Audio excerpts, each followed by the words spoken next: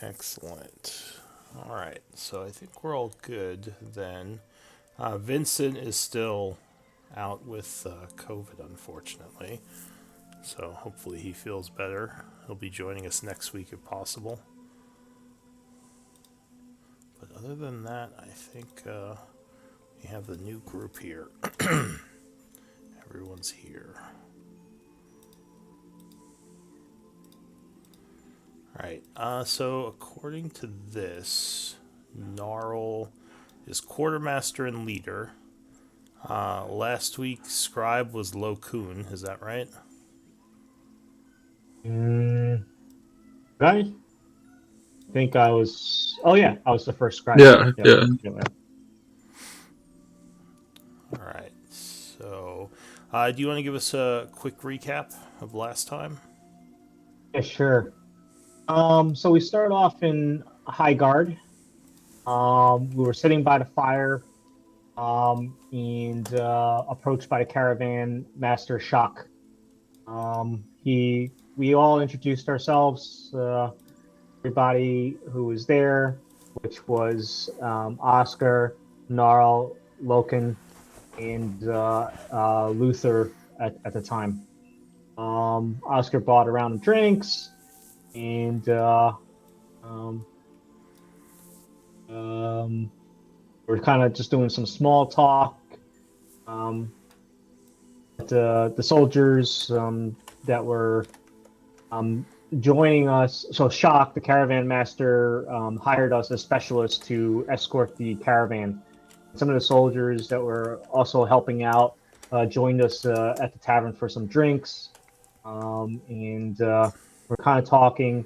But Gnarl and Loken were kind of trying to keep a low profile during that whole time because orcs and hobgoblins aren't really seen down there, and we weren't sure how well received we would be in town.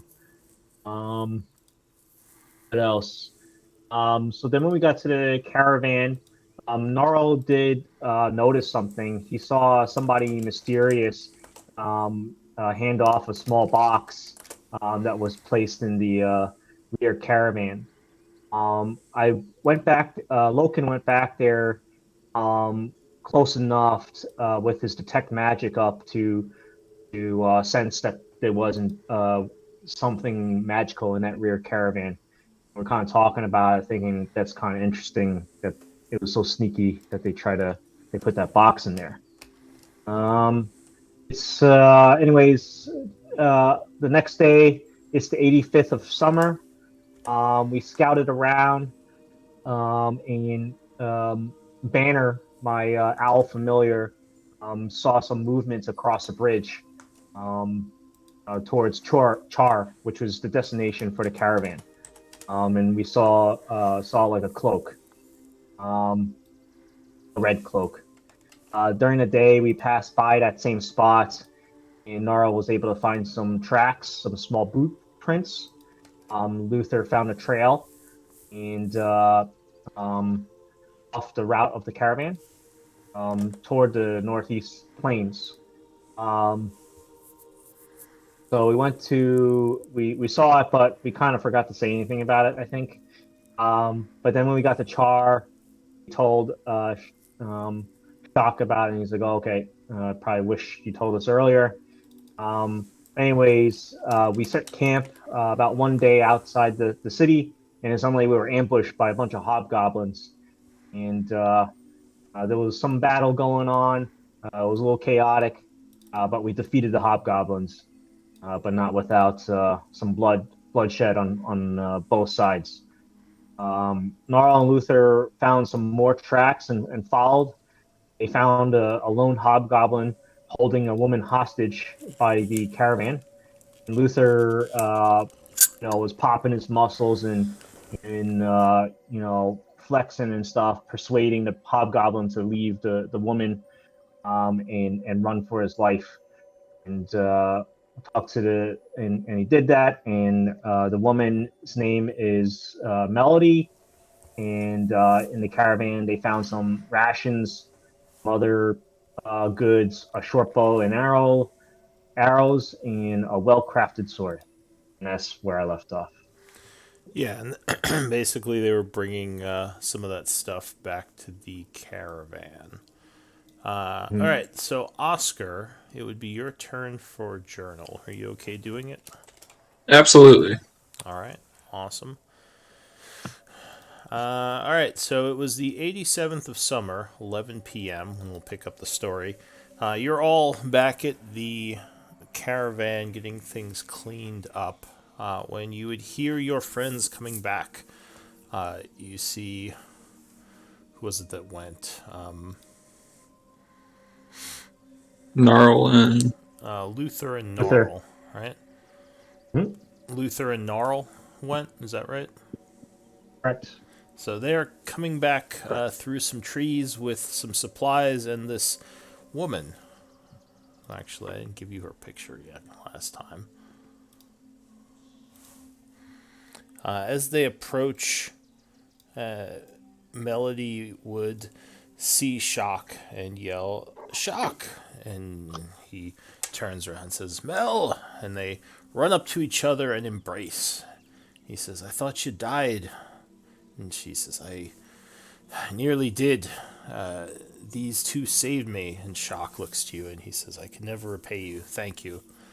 I could have sworn she was killed when she was escorting the last caravan. It's good to see you alive, Mel.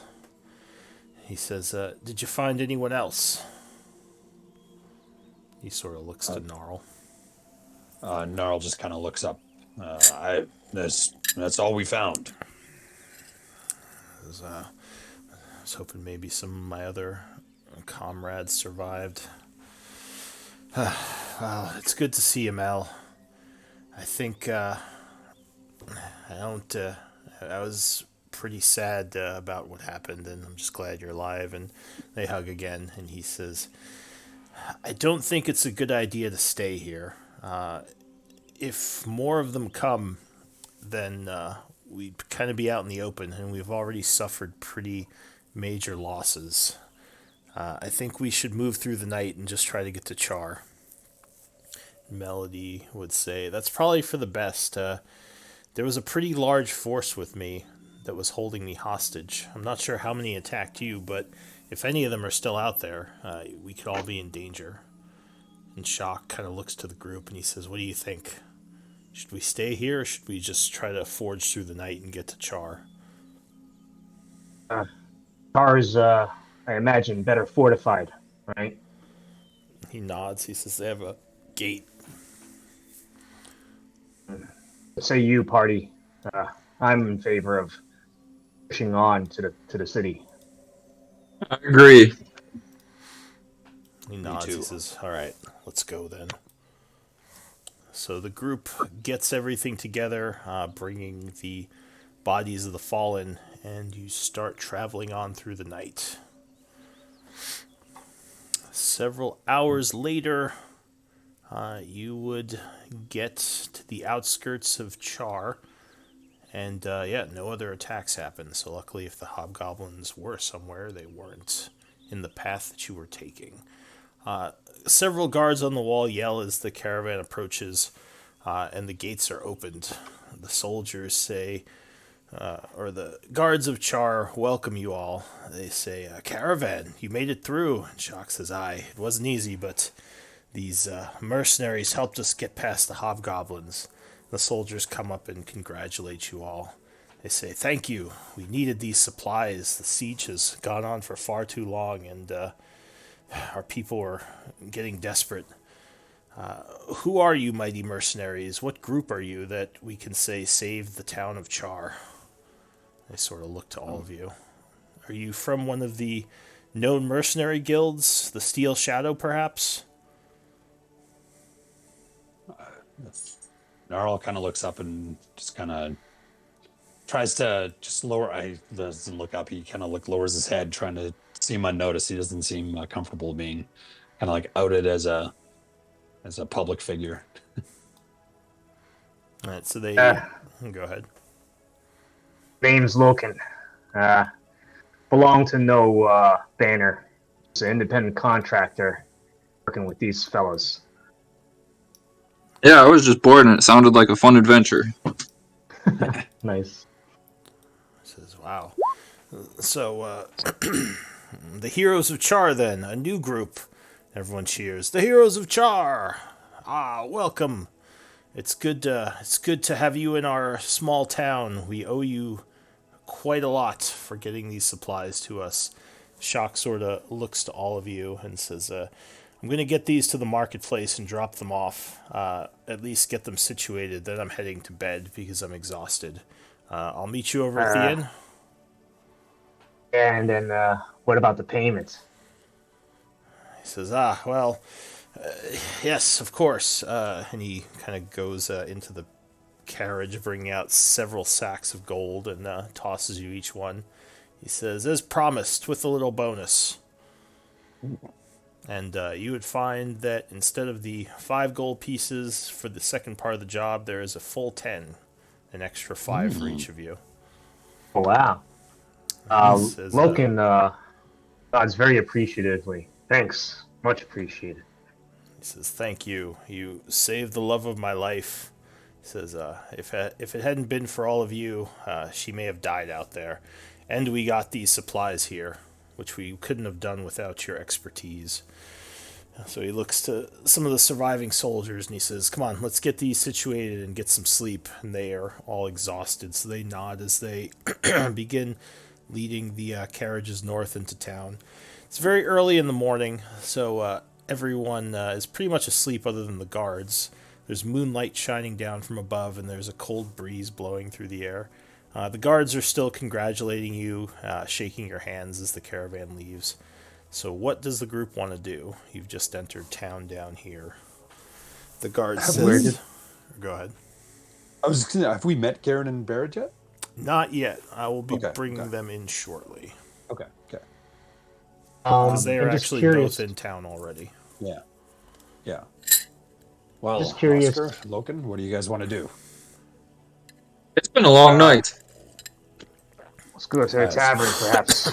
Get some shut-eye. Ah, Drink, perhaps. He says, yes. one of the guards says, I can't imagine too many people are up, being that it's so late, but there's 2 taverns in town. There's the Maplewood and the Darkwater Inn. The Maplewood is 2 streets down. You just make a right. It's the smaller inn. And the Darkwater Inn is off the main road. If you go into the marketplace and make a left, there's a larger building partway down the street. Either is a good place to stay. Usually people go to the Darkwater as it's a little bit more for the out-of-towners. Sorry, this is the Maplewood? This is the Maplewood, this is the Darkwater. Okay. Can I label them? Is that okay or no? Yeah, you can write on the map. Completely fine. Everyone else does, trust me. I like the name of the Darkwater Inn. Sounds a little spooky. Yeah. Let's go. Alright, We're heroes after all. so the group heads through the street. The guards wish you farewell. They say, we'll probably have a drink with you tomorrow night after we get off our shift. And you Sounds like head fun. down the street over to the Darkwater Inn. Okay. Just a quick question. Which way did we see the caravan go? Did it go to like the center or something like that of the city? Yeah, and actually when you're going to the Darkwater, you see a bunch of wagons parked kind of in the middle of the marketplace, and Shock is talking to several very tired-looking people who looks like they're checking in the wagons and taking some stock of all the things there. Does anyone have a passive perception of 15 or higher? I do. All right. So, Gnarl, were you the one that noticed the that strange package before? Yeah. Mhm. All right, so you would notice off to the side there is a gentleman in a fancy-looking hat and some pretty, I guess a good word would be like upscale attire, holding it under his arm and speaking to Shock, who is kind of nodding, and you're not sure what they're saying, but yeah, they are having a little conversation. And just a quick question on that. When I detected magic, did I detect what kind of magic it was? I don't remember if you concentrated on it. I think you just detected it. Okay, I have to concentrate on it to get to school, basically. Believe if you focus on it for a round, you can link the spell if you want. Let me see. Use your action. Okay. So yeah, well, so yeah, you can use an action to see the School of Magic with the aura. So I don't remember if you actually did that. I don't think I did that. Yeah, I Okay. think you just detected it, but then you didn't take that extra time to look at that. Sounds So do good. you want to do anything, or do you want to head over to the Dark Water? Just take notice and let Oscar and Loken know that this. Make a mental note of the person. I guess let them see them too, so we can kind of recognize them if we see them again. All right, fair enough. All right, sorry, give me one moment here.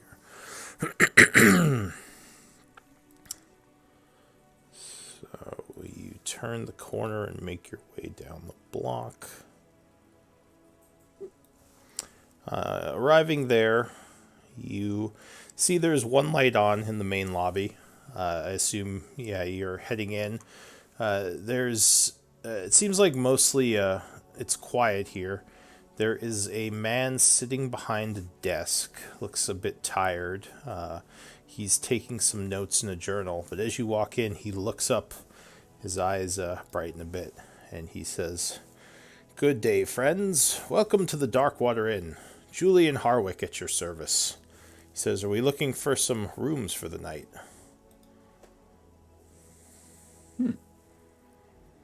Well met, Yeah. Julian. Well met, well met. You all don't look familiar. Where are you from? He says, "Are you new in town?" Yeah, I'm from here and there. Just came from what was the name of the town? Hi. Highwater Highgard. or Highgard. Highgard. I go. Oh, is the caravan in? It just got in Oh, today or tonight. thank the gods! Finally, those supplies arrived. You with the caravan company then? Indeed. Welcome. Come in. Come in. This is great news. We've been without any supplies from the south for quite some time. It's good to see new faces. I assume you'll be needing a room for the night if you're here. So let me get you signed in. He says, Yeah. in fact, I'll give you a free room for the night, no charge, for helping us get the caravans in. He says, we were running out of things to serve the farmers, so it's good we'll have some extra supplies. And he Much appreciated. he nods and hands you all a key for rooms for upstairs. He says, I imagine you're pretty tired, so you'll probably be wanting to go to bed, but the tavern is open if you want to drink. Not too many people are up this late, but the bartender is there for a little bit longer if you want to go there. Otherwise, yeah, just let me know if you have any questions. All right. Thanks. Are Oscar you and guys as Arl. hungry as I am? I'm famished. I think we should get some food then. Let's A do it. little bit of beer to wash it down. I got this round since you got the last one. Oh, thank you, sir. So Appreciate it. he nods and says, yes, go on, go on. Go get something to eat and some drinks before you go to bed. And with that, he gives you your keys and goes back to taking some notes in his journal. And actually, a moment later, he's going to run down the block to go see the caravan. So you go into the inn, which is just through the door behind his desk. And there's a large man kind of clearing out glasses, cleaning them out, and a couple of people sitting around the bar. Not too many, though, as it's so late. As you come in, he welcomes you and kind of says, have a seat anywhere, friends. I'll get one of the barmaids to get your order. Sounds good. So you see, as I said, there are a couple of people in the tavern. It's pretty late. Most of them have the look of commoners, although there is one person here that looks a little bit, maybe, I don't want to say odd, but a little bit different. Barrett, what would you look like to them? Oh, hello. I guess I'm pretty tall. I look like an average dude, I would say, but I have a black hat on with a wide brim, kind of, and I'm wearing a cloak with like a bunch of colorful patches all over it, which seems pretty eccentric, I would say. Yeah. Any noticeable weaponry or armor? Just a dagger or so. No, maybe a rapier if they notice it. I do have that, and no armor, just leather. I mean leather armor, yeah. All right, so maybe a leather armor under your shirt. Yep. And somewhat nice looking clothing. Yeah, it looks nice. Yeah. All right.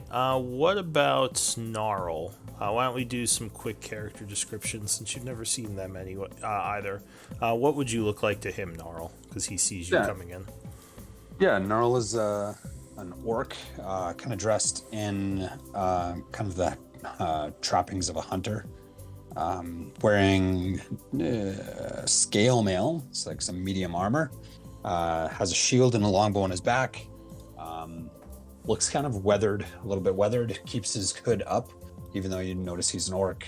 Keeps his hood up so that he doesn't. Unless you look at him directly, you wouldn't really notice that he's not a human.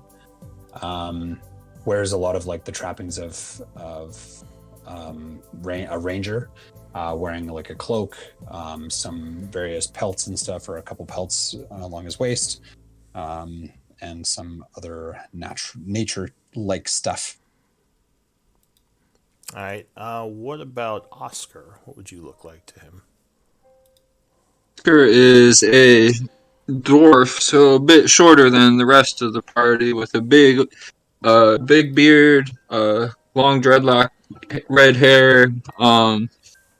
He's not wearing any fancy clothing. It's actually most of his outfit is pretty worn down, and looks like he's just been kind of wandering for quite a while. All right. What am I carrying? I'm carrying a great club, and that's the only weapon you see on me, or shield or armor or anything. All right. And what about Lokun? Token is a goblinoid. I'm not sure if you actually could tell. Some people might mistake him for an orc as well. Are you are you hiding that at all, or are you just walking around normally? I would like to hide that. Have my hood up most times when I'm in the city. Yeah, so you might not notice at first, but now that you can see him a little bit better, since he is kind of right there, you would notice that he is either somewhat deformed or possibly some kind of goblinoid. Yeah. He's about 5.5 feet tall and have average build. He has a gruesome scar running down from the top of his head down to his brow. His head is pretty bald. He's got a gray complexion and pointed ears, which gives away that maybe goblinoid heritage. And the ears are tattered at the tips. One of his eyes is milky white and the other is red. And yeah, he's got that brown hood up. Doesn't seem to bear any weapons though. And yeah, that's what you mostly notice from him. All right. So as you're walking in to take a seat, the bartender would say, none of you look familiar. Where are you all from?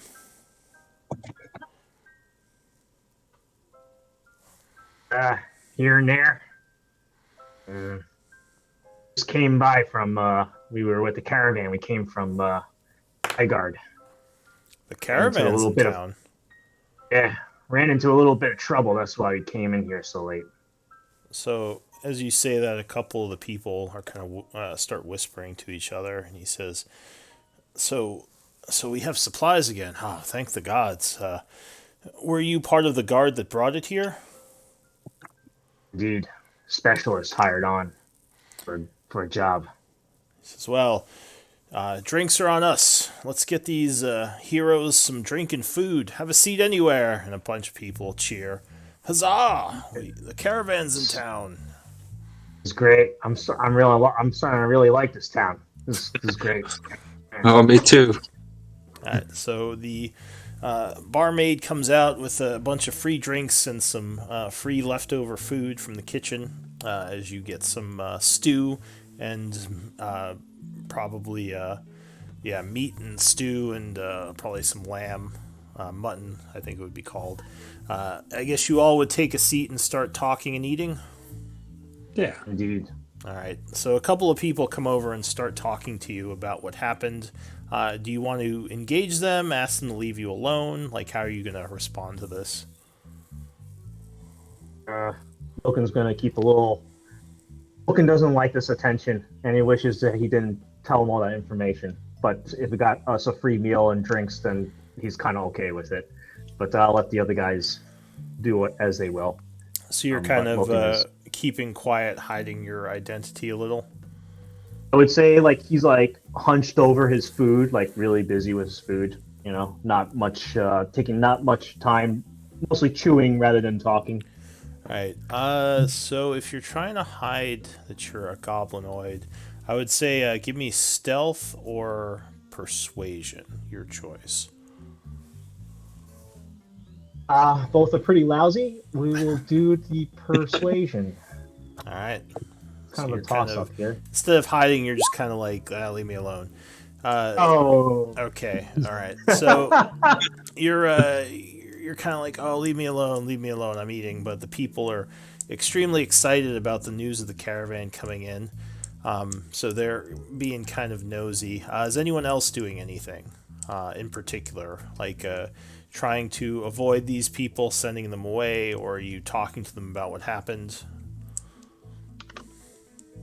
Gnarl's keeping his head down too, kind of, and then he kind of gives Oscar a pat on the back, like, "Hey, you should talk to these people," kind of like motioning to.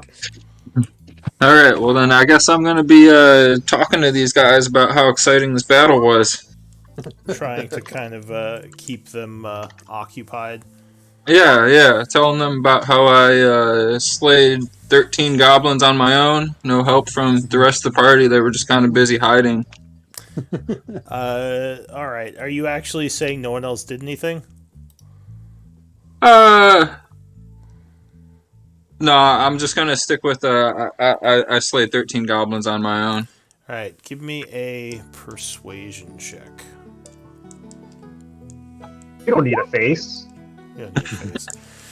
All right. So you're talking to these people, recounting some of the scenes of battle, how you killed everyone, or how you killed 13 on your own with no help. They seem very excited. I'll even give you advantage on that roll, so I'll take the 17. They seem very excited, and they're kind of hanging off every word. You've excited them so much, they're not even noticing Lokun, really, who's trying to keep his head down and just eat. And what about Barad? What are you doing in all this as you hear about the heroes who helped this caravan out?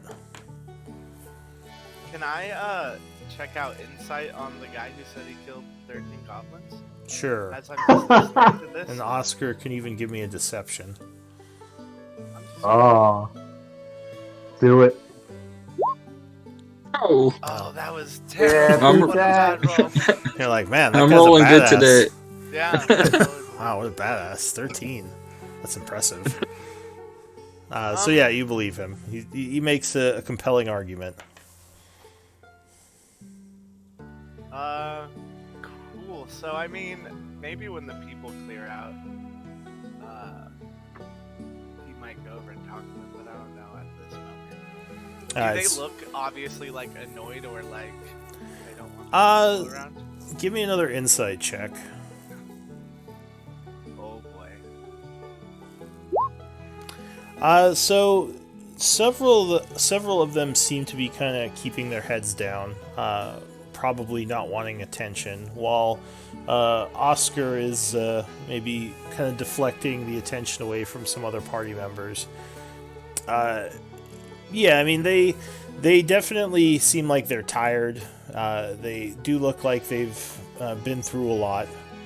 Probably did have pretty big of a fight fairly recently. What else would you notice about them? Yeah, just generally worn out. but enjoying their free meal. I guess Barrett would want to like go over there and try to clear the crowd and be like, "Ladies, gentlemen, these fine folks are just trying to rest and eat their meal. How about we give them some space after a party battle or something?" All right, give me a persuasion check. Gnarl looks up and appreciates that, actually. All right, so the 11 people, with a +7. Look the at people seem a little bit like annoyed by that, but they sort of nod, and it's probably the right thing to do to give these people their space. So they are persuaded and kind of step back and go back to what they're doing. A couple of them run out of the bar, probably to go tell other people what's going on.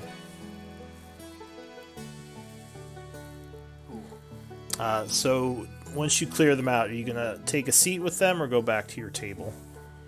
I would ask if I could take a seat. May I join you?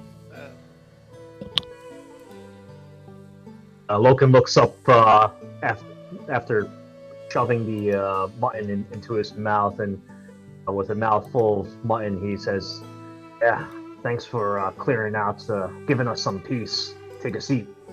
Gnarl kicks out one of the chairs from underneath the table so that he can have a seat. Cool. Sit down. All right, so you sit down with them and maybe start talking a little bit. I'm having a hard time hearing you, Barrett. Let me turn you up some more. I'm probably just talking quietly. I don't know. Oh, maybe. All Can you right. hear me better now? A little Yeah. bit better. I put you up to 200%, so that's making it a little easier. All right, so yeah, you kind of sit down with them, begin talking a little bit about, I don't know, maybe some small talk, maybe more stories about what was going on with the caravan. As you're doing this and as the group is eating, several more people start arriving at the tavern, kind of looking around and seeing the group. They're kind of coming over to maybe try to engage. As well as a group of guards with another person. Gaian, what do you look like?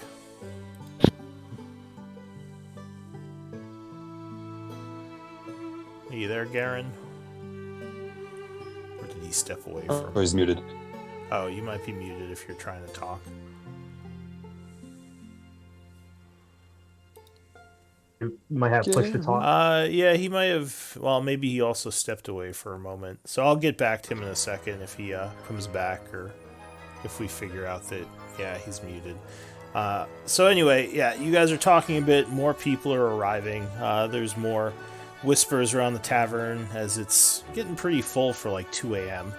All these people are coming in to talk about what happened with the caravan and to celebrate all these supplies getting here. You actually see what's his face, Julian, come in with a bunch of sacks, and he hands them to the barkeep. He says, "We got new supplies. I'm gonna bring some more." And he gives the group a nod. And he says, "Here's a jar!" And everyone's like, "Yeah!" And a bunch of people raise their mugs and salute you all. Every time that he does that and says heroes, and everybody cheers, you see Loken just kind of shrink into his hood a little bit more.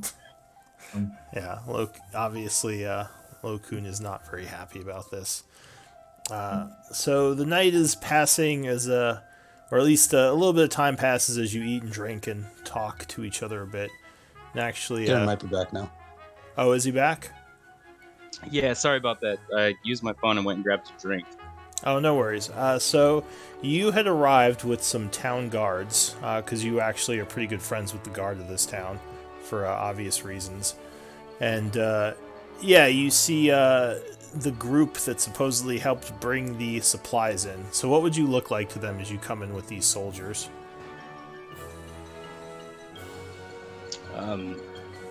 I am 5'4", a little bit built, not really. I have black hair and a clean-shaven beard. Hazel eyes. I got my shield and my longsword with me, but I don't have my armor on. Any obvious weaponry? Yeah, I have my shield on my back and my sword on my side. All right. And did you hear the character descriptions of the other players before? Yeah. Okay.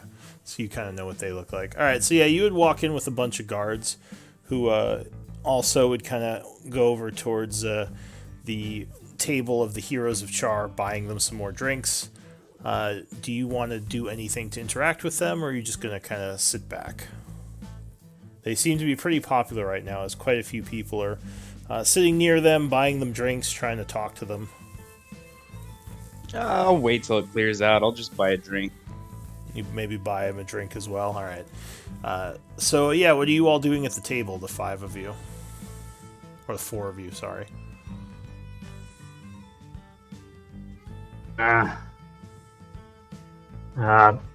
Stranger, I'm what's starting to your fall name? asleep. Yeah. Okay. Maybe we should get some shut eye then. Let's do it. And what's the plan for tomorrow?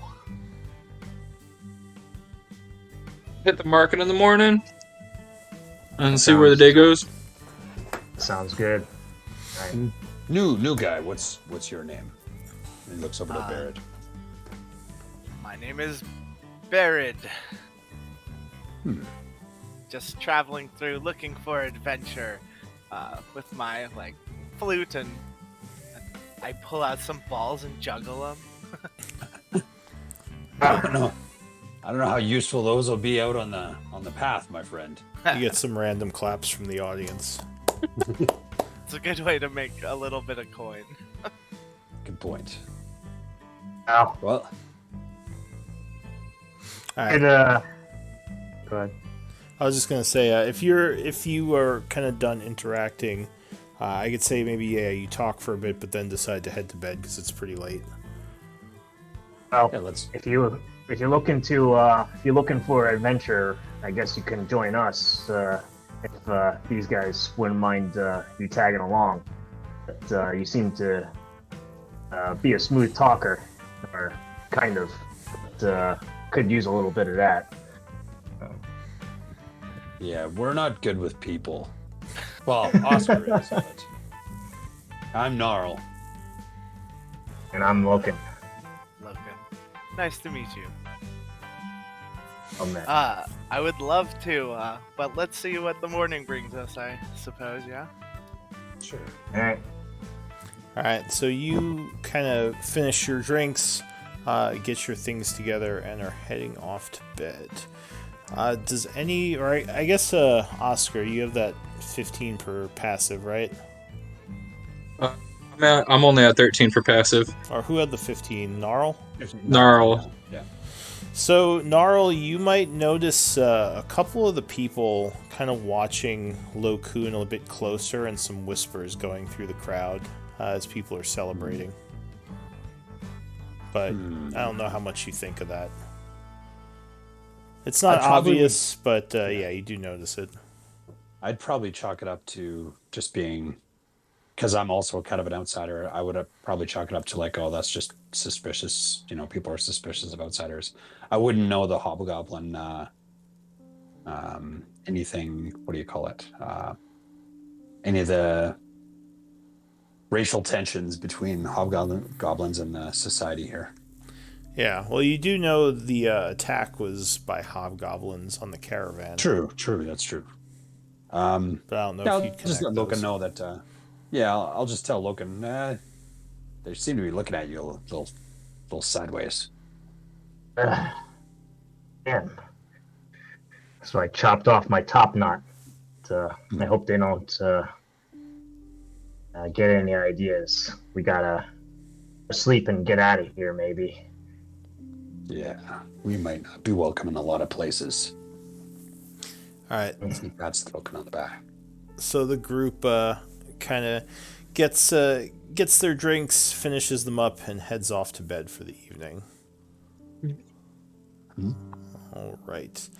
So is anyone else doing anything before I pass the evening?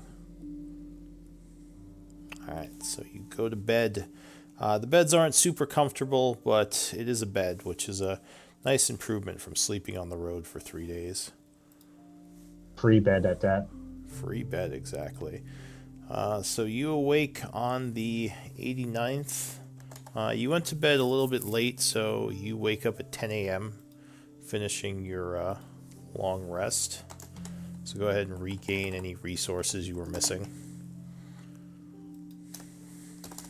I'll say in the morning you would all slowly make your way downstairs, and once again, the inn would offer you some free breakfast as several of the morning patrons greet you waking up. A couple of them are asking you about your group's name, if they should be calling you the Heroes of Char or something else. Here's Are a they not- char until we have something better, I guess.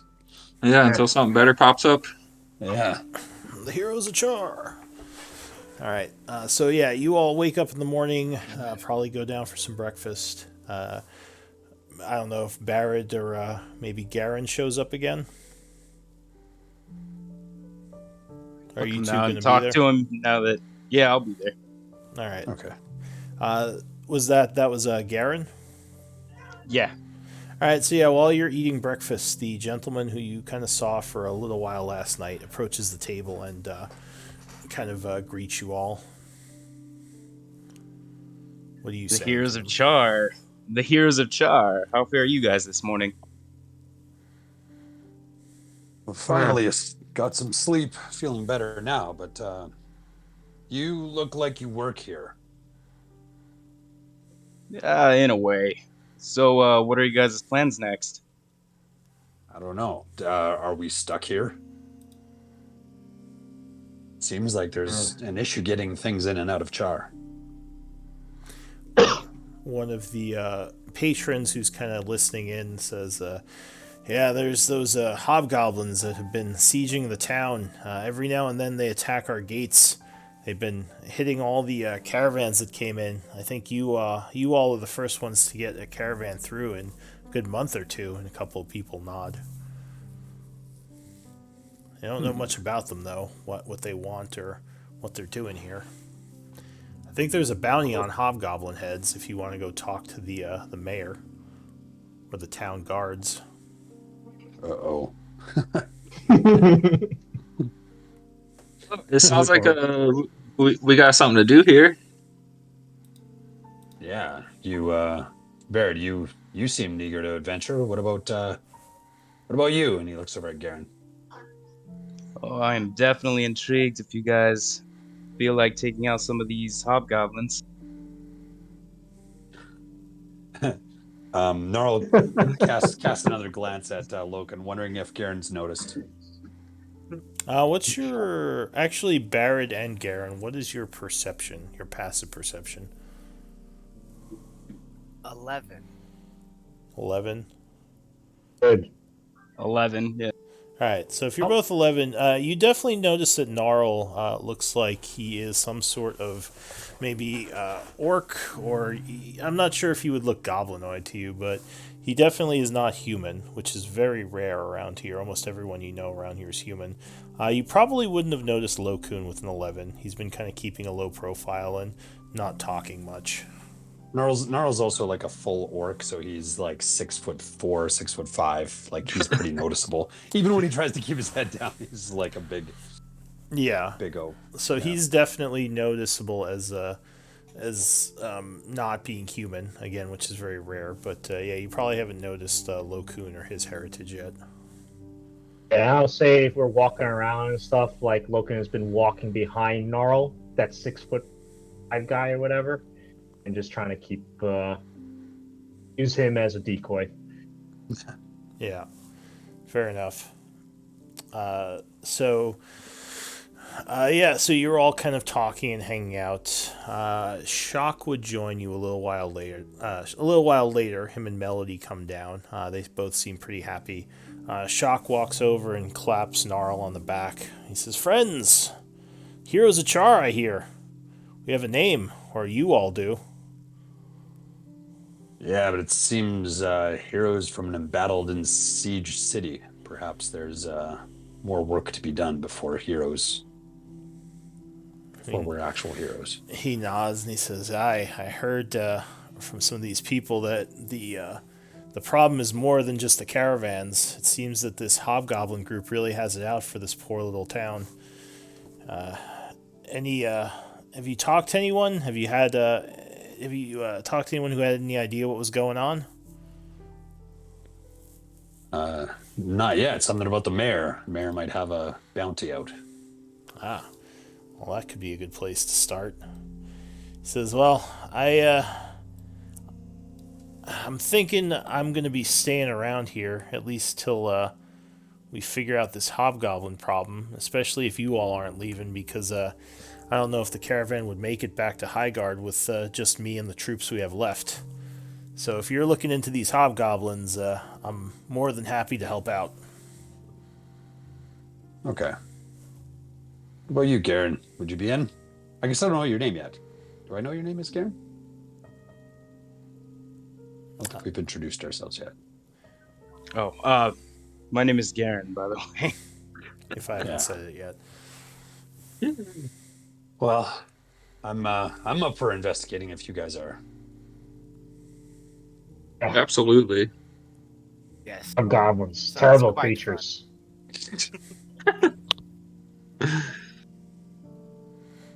All right, so how do you, I guess, what do you want to do exactly after you finish your breakfast?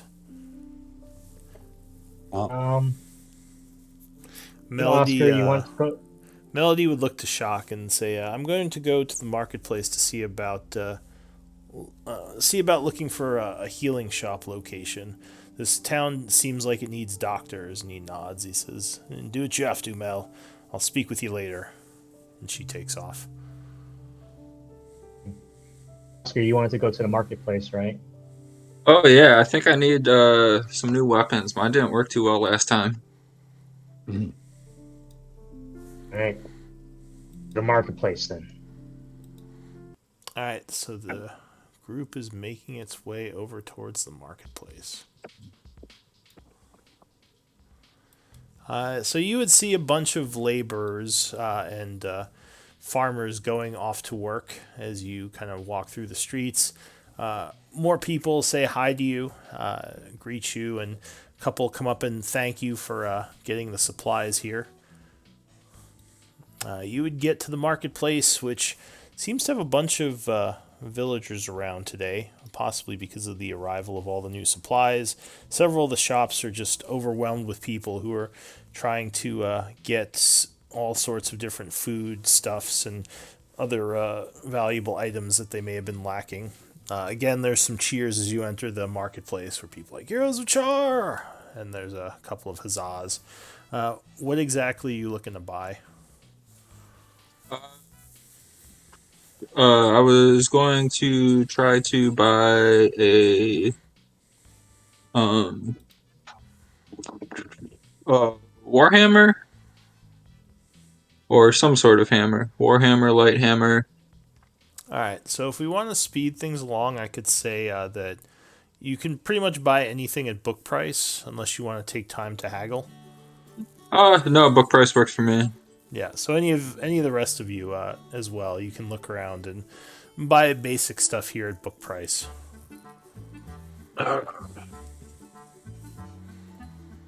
What is the book price for a warhammer? So what is that? It should be. Do you have Beyond? D&D Beyond? Just Google it. Yeah, if you look it up in Yeah. D&D Beyond, if you have that, I think that should give that to you. Cool. And I 15 think that's gold free pieces. too. Yeah. Yeah. Cool, thank you. Yeah. Oh no! Oh, I guess I'm not getting that. I'm like, this is so expensive.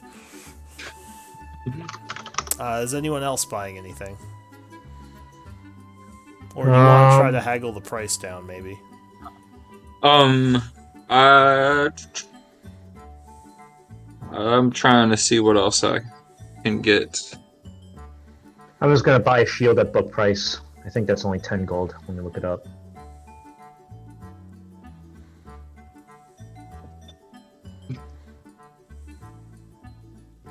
figure it out, but I don't need to haggle.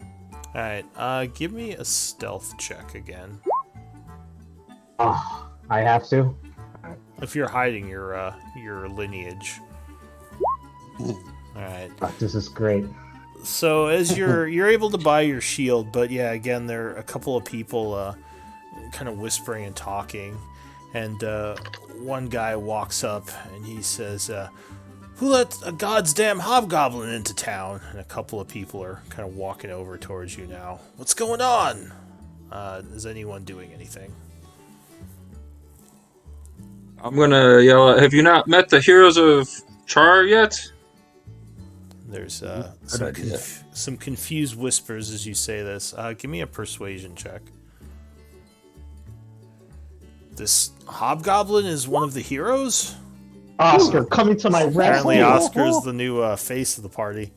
With that -1 charisma. Yeah. So yeah, there's some confused whispers. One of the people stepping forward says, "But he's a hobgoblin. How could... This doesn't make any sense. They're the ones attacking us."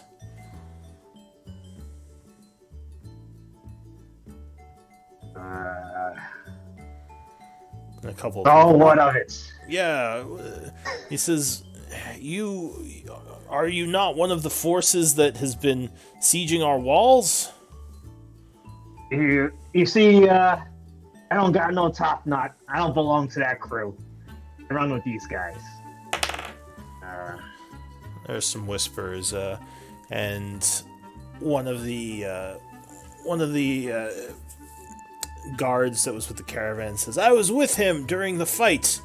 This hobgoblin fought bravely to help fight off the other ones. He's no member of them." A couple of people still seem a bit off-put by this, but there's a few positive things being said and a couple of claps on the back to Loku now, even though the people still seem a bit on edge. Yeah. Don't associate me with those hobgoblins. They're the bad hobgoblins. I'm all right. Thanks, buddy. And he nods to the guard that shouted out that. He nods. He's actually one of the people who you met in that first night. Okay. He recognized you. But yeah, he gives you a nod and he says, "Anytime. You saved my life. I owe you." It's settled now. You don't owe me no more. Alright, is anyone else buying anything or doing anything in the marketplace? I'm gonna buy a sling for, what was that, 1 gold or 1 silver piece, and then a quarterstaff for 2 gold piece. Yeah, you could easily get those things from various stalls. Cool. And But I'm gonna not buy the shield. Oh, you not changed your mind? Alright. The vendor seems a bit saddened. He's like, "Damn. Thought I had a sale here." Alright. Alright, so after several of you buy some equipment, or actually while you're buying equipment, a man steps towards the group, a peculiar looking fellow. He says, Heroes of Char, is it?" He smiles and gives you a slight bow, and he says, "Name's Neil." And you notice right away he is not wearing a shirt and barely wearing any pants. They remind me of Humans are strange. Uther. He says, "I hear you're the ones that got the shipment into Char." Is that Indeed. true? Well, I have an employer who might be interested in talking to all of you. Do you have time to come meet with her? I'm always looking for a job. What say you, fellows? He kind of looks to the rest of the group. Who had the perception? Was that Gnarl? Yeah, no, it's good. yes, So you would, So actually, this is a little bit more noticeable. With 13 or over, anyone with a 13 or over passive perception would notice Okay. as this Neil comes and talks to you, several villagers seem to be a little bit off-put and start to whisper.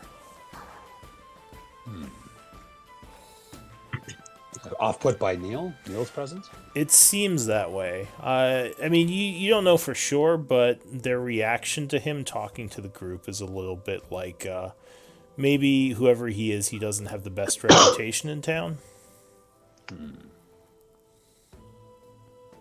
But anyway, he patiently awaits an answer as he kind of is looking back and forth at all of you. Do you have time now, or do you would you like me to come ask later? Maybe. Should Oh, well. go. Yeah. Okay. Is that Barrett? Gnarl's kind of indecisive, so Loken And then- Loken didn't perceive anything, so he can't really say. Loken might still be a little bit off-put by that encounter. Maybe he's kind of off to the side trying to be quiet. Alright, so do you want to follow him? Or what are you going to do?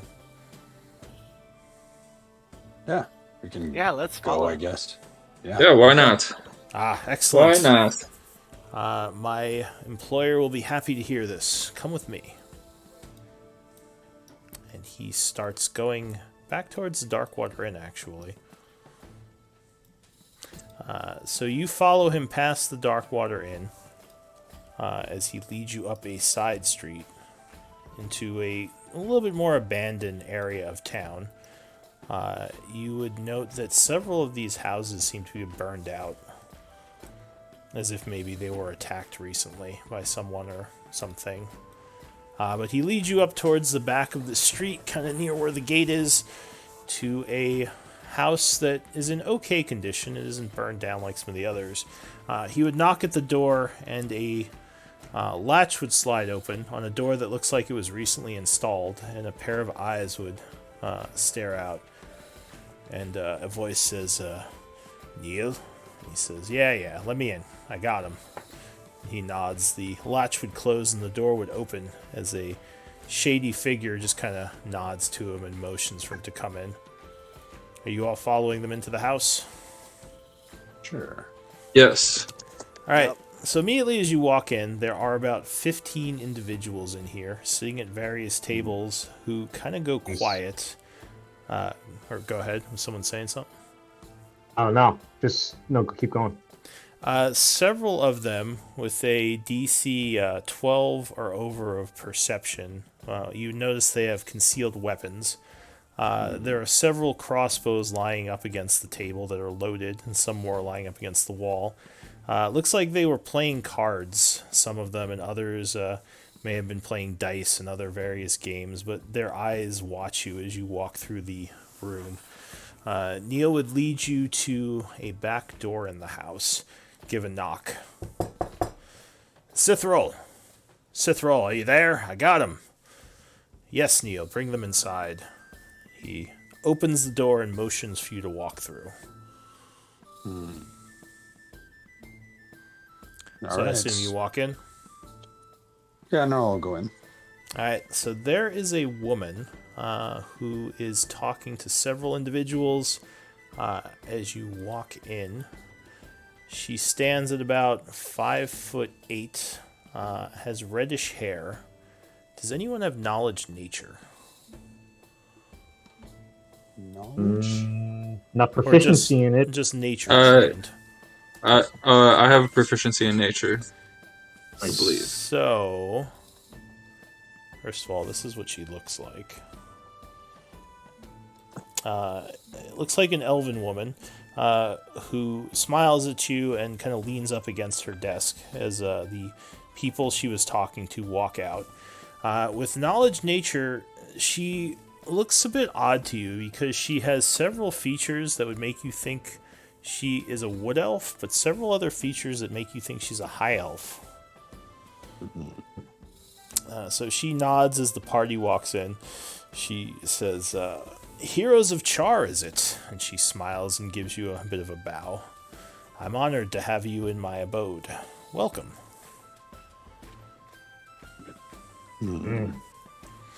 Why are we here? Why have you summoned us? She says, well, we are searching for skilled individuals, as these are troubled times for the town of Char. And I was hoping you could help me with something, as you seem to be fairly skilled at dispatching hobgoblins. No offense, she says as she looks over at Lokun and gives you a wink. I'm taken. I kind of Gnarl kind of looks awkward, so he kind of looks at Barrett as maybe somebody that could be talking here. So who do you represent in this town? This is a pretty shady place. She gives you a feigned look of ignorance. She says, "My house? Shady. Why? What makes you say that?" And she smiles. Fair enough. I will be upfront. I work with an organization known as the Blood Hand. Perhaps you've heard of us. And actually, all of you have heard of the Blood Hand. They are a very well-known mafia organization within the Empire. There are several different outfits of the Blood Hand working independently in different parts of the Empire. They're known for being fairly ruthless, but generally good to their word. Often working in pretty illicit and illegal activities. You're actually very surprised that they would even have a chapter here in this nowhere town. And Gaian, you would definitely know of these people as being a kind of a native to this place. They arrived more recently, and they've been causing quite a stir within town. The local government is definitely unhappy that they're here, and no one really knows what they're doing here. She says, I hope that's not a problem. Looking back at Barrett. Not at all. What, is this, task you have for us? She says, well, the hobgoblin problem, as you may have noticed, needs to be taken care of if business is to resume within the Empire. I might be able to help you handle this problem, if you're willing to work with me. Well, I certainly can't speak for all of us, so I'd have to ask my, comrades, I am with. And she just motions. Before I make any decisions. She says, fair enough. Do you need time to think about it, perhaps? I look at the group. This work, I imagine, ain't for free, right? Oh, we're more than willing to pay, she says. The Blood Hand is always willing to pay good coin for skill, as skill is in rare supply. How much coin are you talking about here? Well, she kind of looks at all of you. The job comes with a few strings, but if you can accomplish those strings, we will pay you 500 gold pieces each. Okay, I think I'm kind of in. I look over. It's a lot of money. I look over at Gaian and see what he thinks. And what are these strings you talk about? Yeah. She says, I see I have your interest. Well, this job is actually quite a bit more complicated and definitely much harder than one might initially think, as it will require you to go up against a huge group of hobgoblins. You see, this is no ordinary bandit group. Are any of you familiar with the Iron Tide?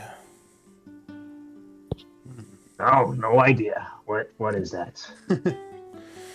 She says the Iron Tide is a mercenary organization from the Desert Empire.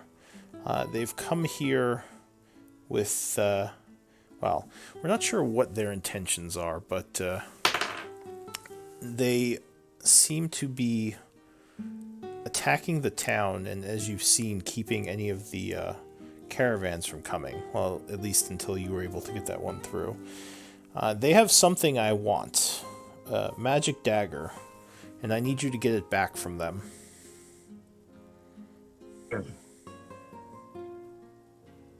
She says, as well as drive them out, I need you to return the dagger to me. If you can accomplish this, I will pay you 500 gold pieces each for the job. That's 6 of you. I'm not giving 500 to everyone. If you want to get more people, that's fine, but the deal is between myself, the Blood Hand, and the 6 of you. She says, I can give you... Or go ahead, sorry. Do you know why the goblins are targeting this town? It seems kind of far out. What is your passive insight? Or actually, you guys can all make an insight check. She says, no, I have no idea. Oh. Ooh, Oscar, nice. Oscar, you're not sure you fully believe her. Everyone else seems, yeah. You can't really get a reading one way or the other. Can we maybe have an aside? Like just... She says... Oh, you mean out of character? No. Like, can we just confer as a You group? guys want without to her step hearing? out for a moment? She says, you are welcome to step out. I made my offer. I don't think there's anyone else in town that can accomplish this, so take as much time as you need, but don't take too much time, as the people of this town are suffering because of these hobgoblins. You know where I am. Come and see me. And she smiles and bows. It was good to meet you, heroes of Char. I hope we can work together more. And Neil would kind of nod to you, flex a little bit with his pecs, and open the door. It's fine.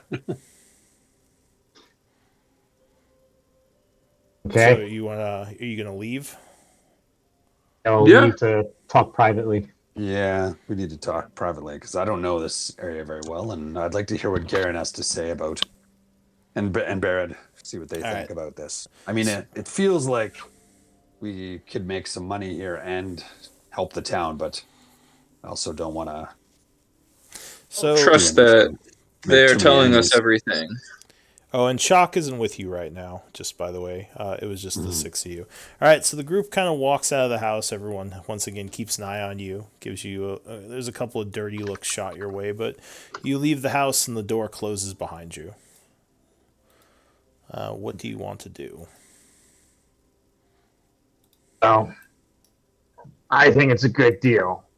But let me say this: it sounded like I don't got a lot of people that can do this. That we might have a little bit of leverage here, and I think we could bargain. We can negotiate for more.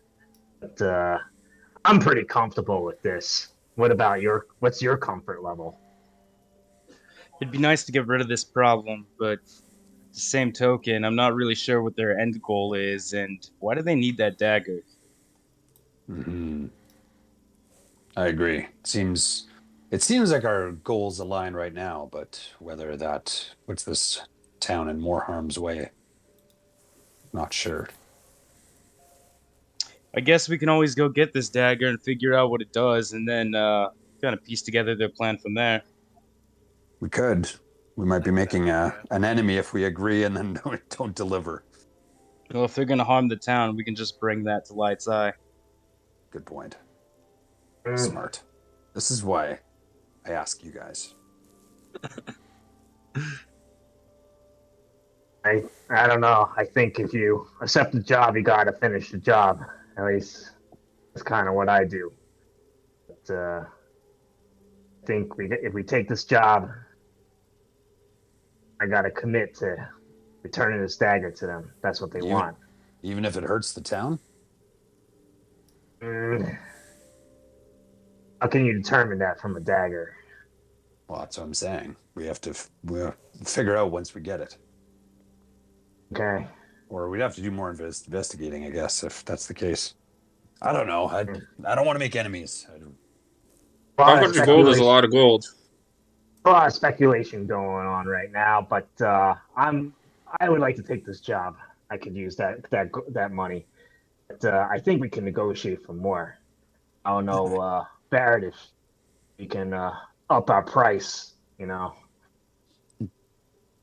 I don't think it'd be wise to go asking for more money. They're actually putting a lot up for a dagger, I feel, and it's running not. True. hobgoblins out. I don't think they would see it as an affront. If they're good business folks, it's just business. If they're not willing to more, then we'll think about it more. But you probably know we'll probably just do it for 500 too. Yeah. All right. So what does the group want to do? What about you, Oscar? You haven't been quiet. 500 is a lot of money. But I also wouldn't be opposed to looking around the town. Somebody mentioned the mayor might be able to point us in the right direction as well. True. I don't necessarily like working with criminals. That's true. They did not get a good. There wasn't a lot of like kind eyes thrown at Neil's way when he gathered us. I have a feeling this group is fairly unwelcome. Yeah, maybe we chat with the mayor. See what the I competing did offers hear. are. I did hear the mayor was looking for people. Maybe we should go chat with him. Hmm. All right. So you want to head down to the barracks? Well, Yeah. before we do that, like, should we tell that tell her we got to think about it even longer, not just walk away from this. I think that's Um, what she expected. Is that I kind of had the impression, sorry, out of character, that I kind of had the impression she was like, "Let me know sometime later," or was she just thinking we were walking outside and then back inside? I mean, she basically said just take as much time as you need. Okay. okay, Okay. We know where they are if we change our minds. sounds like a plan. Okay. Let's go check out what the mayor says.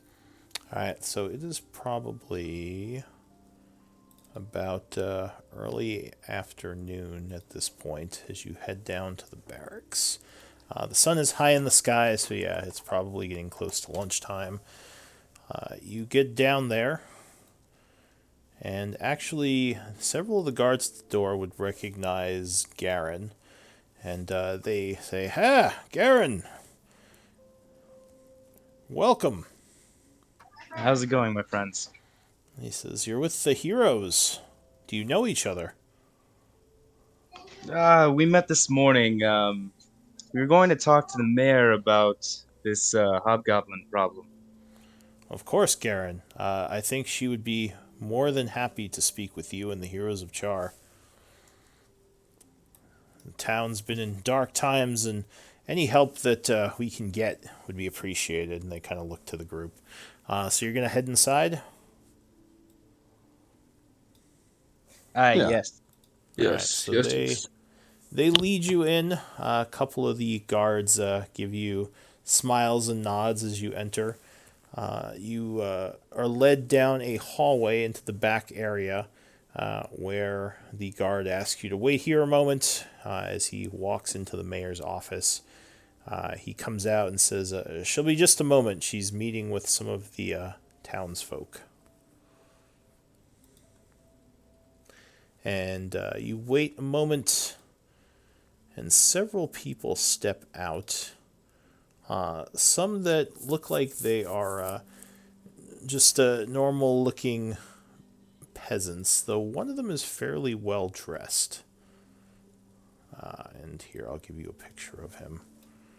Does this look the same guy that got The the night before. package? No, it's not the guy that got the package. Okay. He. So the man comes out kind of behind the other villagers. He would give the group a bit of a look, and you would. Actually, does anyone have history? Because someone might know who this is. Have history. Do not. Nope. I do. Oh, nice. Who's that? Barid. Actually, Barrett, especially with your background, you have a very good chance. So give me a history check with advantage.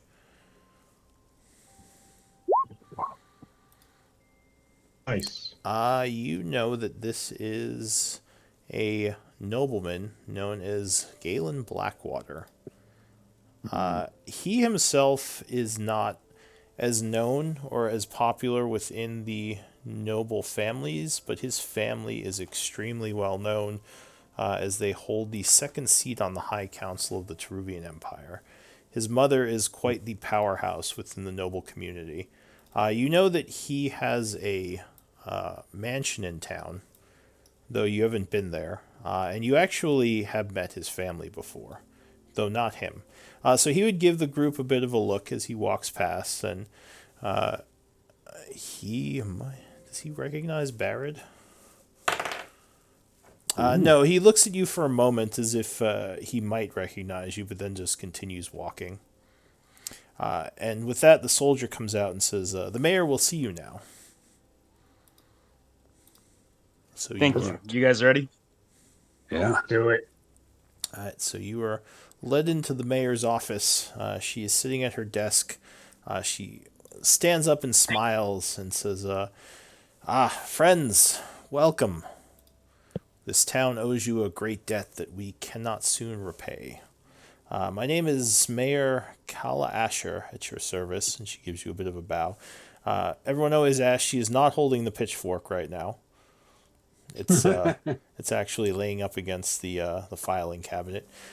She says, "Come in, have a seat. Let's speak. I was hoping I'd get to talk to you at some point." All right. Loken takes a seat. So you all sit down, and she sits down with you. She again smiles and says, "As you may have noticed, our town is it's having a bit of an issue right now. These hobgoblins have been attacking us for quite some time, and we have not been dealing with it well. We are a frontier town, used to dealing with barbarian attacks and problems that require less power. These hobgoblins are well organized and have numbers. The gate has been holding them off, but I don't know how safe we are. Do you Perhaps think you can something we help can do us?" about it. She says, "Yes, that's what I was hoping." And she smiles and says, "We haven't figured out what the attacks are about or who's attacking us, but I'm hoping that, especially with your help, maybe we can get some more info on that. Do you think you could help us look into this? And of course, we'd be willing to pay you for your services, though admittedly, our town coffers have been run a bit dry with all these issues. But we will definitely pay you what we can." How much gold we talking here? She says, "Well, we were offering bounties on hobgoblin heads. A bit of a nasty business, but it's the only way we can prove a drop in their numbers. We were offering a gold piece per head that you could bring back. And of course, if you can figure out any information as to who these hobgoblins are or why they are attacking us, I could probably try to offer you some money for that as well." Do you know which direction they're attacking from? Unfortunately, we don't. Our hunters and our scouts are not that skilled at stealth, so we have hesitated to send anyone out to try to figure out where the attacks are coming from or who has been making them happen. All the people we've hired to look into this so far have either gone missing or been killed. Mayor, have you heard of the Iron Tide? She looks to you and she says, "The Iron Tide? No, I can't say I have. What's the Iron Tide?" Just a rumor I heard. I guess we'll have to look more into it. She nods and says, "Well, if if you find out, well, so she would just kind of shrug and says, no, I haven't heard of them. But yeah, if you, what is the Iron Tide? Do you have any idea? Or why did you mention them? Or that name? Apparently, it is a group of hobgoblins. This is all I know as of far. The hobgoblins that are attacking us? That's what they're called? Apparently, or so I'm told. Oh, well, that's good to know. Something to look into. Who told you that? It was just a passing inquiry from someone. Give me a persuasion check. She looks curious now. I love it.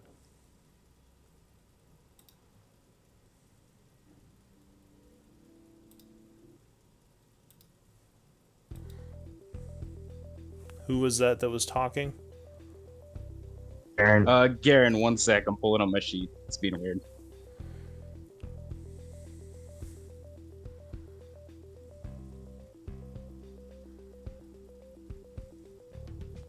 She's gonna do a insight check on you now.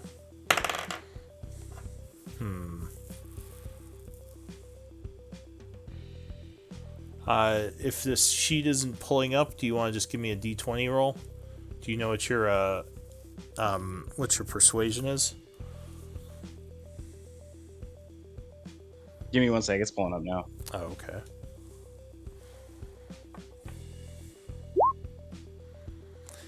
So she seems curious, but she lets it slide, and she says, "All right, well, if you find out more about this group, the Iron Tide, any information for sure, we would appreciate, because we are completely in the dark. We've been at the mercy of this group for quite some time, and the Empire has been no help. They seem reluctant to send us anyone. So we've just been relying on mercenaries, and so far nothing has paid off. Luckily, the caravan you got through got us some supplies, because our farmlands have all been destroyed and our farmers have fled to the safety of the town. So a lot of our normal food is not coming in. Luckily, we still have some of Blackwater's lands, so he's been helping to provide some food. But we're definitely not in a good spot. So you would certainly be earning your titles of Heroes of Char if you were able to look into the Hobgoblin issue and help us solve it. Or I guess now it would be the Iron Tide issue. I'm still very curious who told you that. We will definitely look into it. Yeah. She nods. Do you have any good ideas where we should start? She says, well, there are definitely attacks that have happened on the gate. You could maybe find some tracks outside of town. That's what a lot of the other mercenaries we hired did. Try to follow tracks to the local farm areas around and see if maybe the hobgoblins are held up somewhere nearby, or if their base is somewhere farther away. But it's very dangerous outside the gates, so if you go out there, be ready for a fight.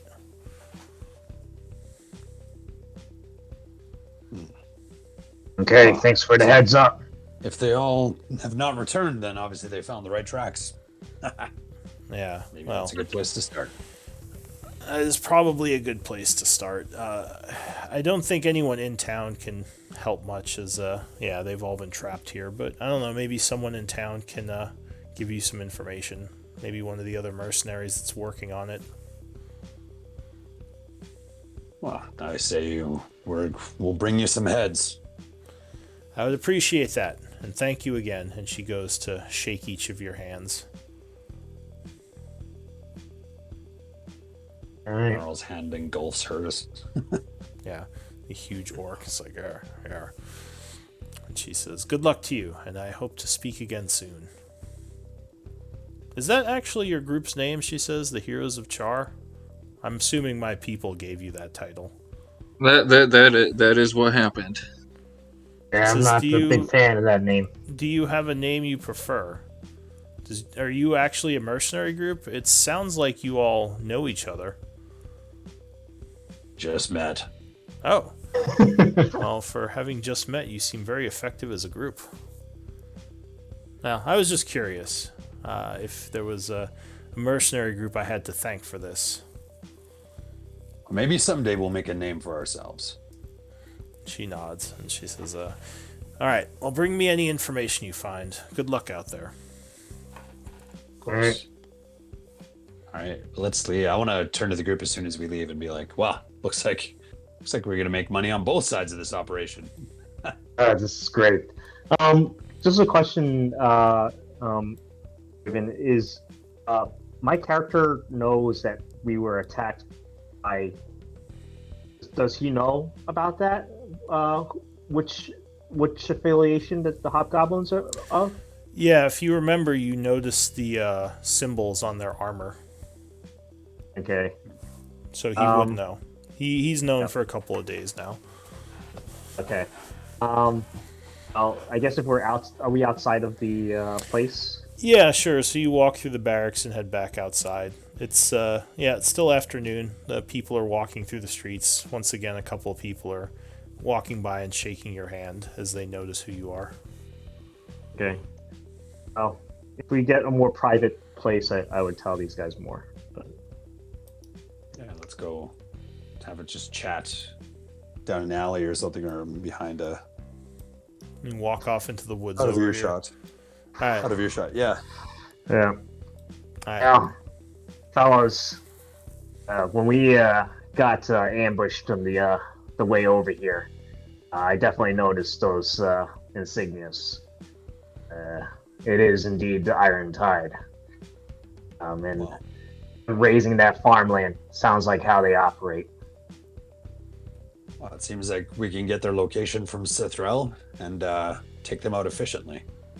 Should free this town up, and if this dagger is no more than just a symbol of some kind for them, then it doesn't cause this town too much harm. I say we do it. Yeah. I don't want to hurt these people, but if we can make money on both sides of this operation, that'll help. What do you I guys? like guys- money. I like money. Let's do it. Yeah, let's go talk with Neil and figure out what he knows and where we should go. And let's chop some heads off. Do it. Garen? Yeah, I don't want to see anything fall to town, but I'm definitely with you on taking care of these. Yeah, me neither. Sounds Actually, something I should mention, Garen, because you probably know this. You would know that Cithrel is on extremely not Cithrel, Cithrel is on extremely bad terms with Mayor Asher. They hate each other. They don't actually. The town doesn't actually know the exact location of Cithrel and her people, but you're pretty sure if she had the forces, she would try to capture and arrest all of the Blood Hand. Does Garen know why? Garen, well, I don't know if he's going to mention this, but Garen does not know exactly why. He just knows that they hate each other. Yeah. Do I know this for mayor. do I know for a fact that the mayor would hold animosity towards like our party if we worked with her at all? You don't know for sure if she would hold animosity, especially because the party basically helped save the town with the caravan, but you know she would not like it. And actually, the people of this town aren't crazy about the Blood Hand either. Which is probably why Gnarl noticed all those whispers when Neil came to talk to the group. So, I just thought I would make that known to you, because you would know that.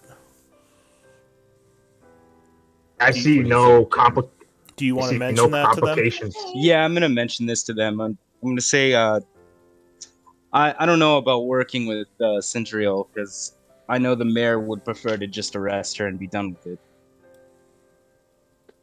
Well, we aren't hired to. A couple points, I guess. We're not hired to do anything against the town. I mean, if they give us the location of the hobgoblins and pay us money, no problem there. But I agree with you, Garen. If anything harm befalls this town because of what we do, then I think that would be our problem to resolve if it comes to it.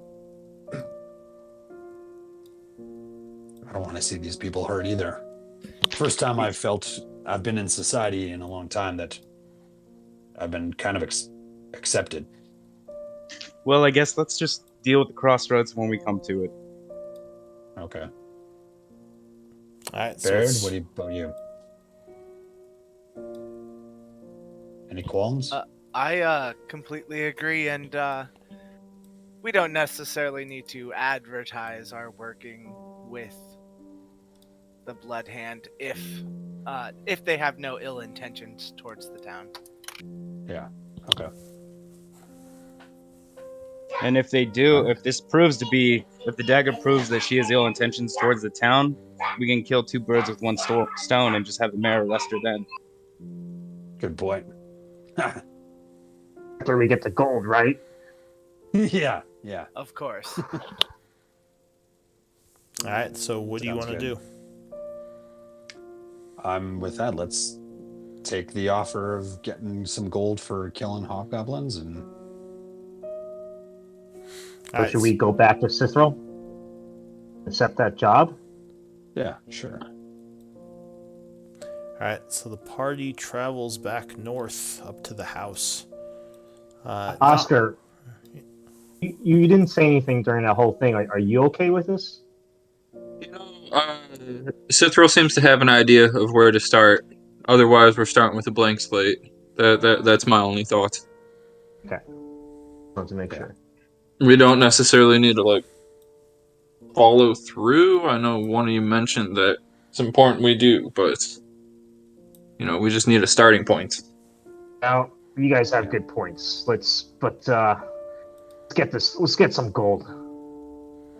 Mm. All right, so actually, we're at about the halfway point. Do we want to take a 5-minute stretch break? Sure. That's good to me. All right, so I'll meet everyone back here at around 7:20 And the hunt begins. Haha. as you're heading back up towards Cithril's place.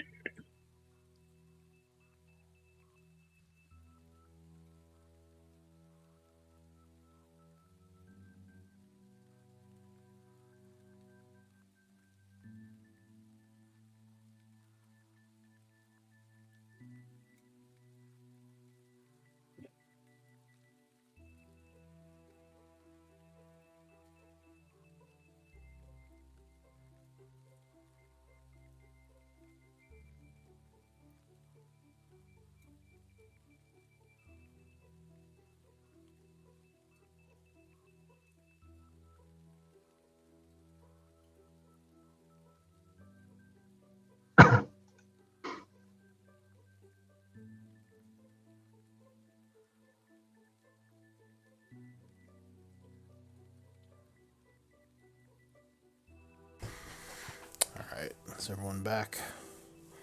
Yep. Sure. Yep. Or I Ready am, to I roll? should say. Ready to rock and roll. Yup. Yeah. I think what's wrong with my mic is I have a really crappy headset, and I'm Huh. planning to buy a new one. You sound clear enough. Just quiet is all. Oh, You interesting. can just pump up your volume. It's all good. We can adjust your volume anyway. So I can't because I'm using the Chrome version. But Oh. when you just talk right there, I can hear you. Oh, Yeah. okay, perfect. All right. All right. Well, let's get some tips from Cithrell and. As you are heading up to see Cithril, you hear a bit of a commotion at the front gate here. You see a bunch of guards yelling, and several guards are coming over from the barracks. Do you want to look into that or keep going? just like ignore it. I'm definitely gonna look into that. Yeah, let's look into it. None of my business. That looks interesting. Whatever. All right. I mean, So, 1 gold per. Yeah. Sorry. Go ahead. That's fine. So you walk over to the gate and you see there are several guards there, along with a child who is crying. One of the guards says, "It's the McMora residence or the McMora farmstead. I thought everyone came back. I thought everyone came to town." One of them says, "I guess they went back to get some supplies." "What happened, young one?" And the child is hysterical.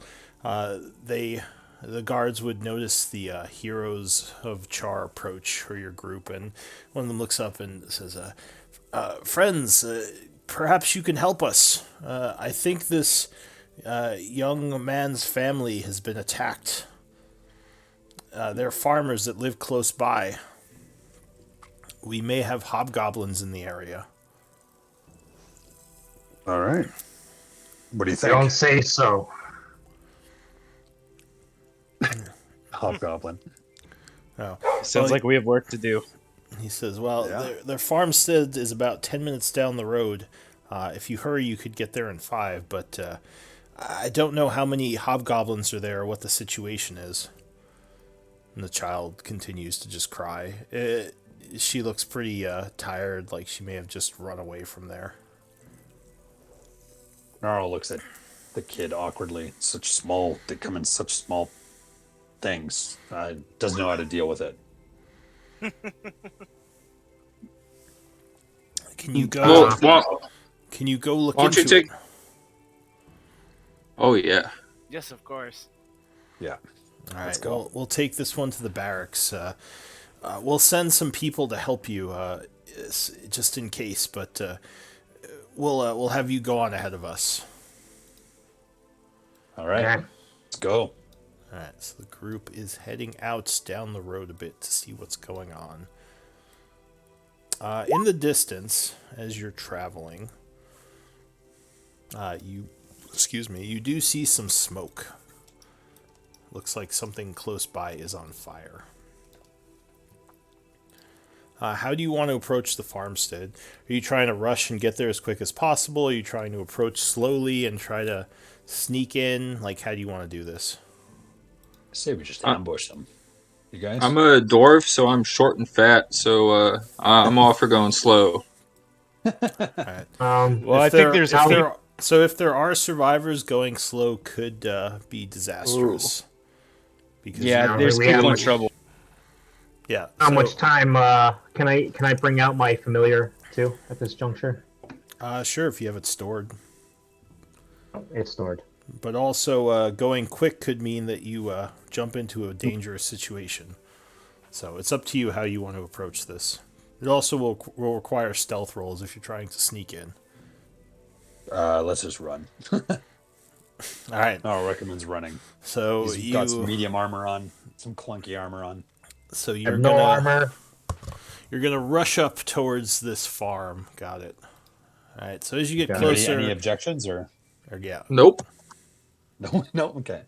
I would say I am not objecting to this, but I'm running behind a guy with the medium armor. Let's just say that. Yeah. Fair enough.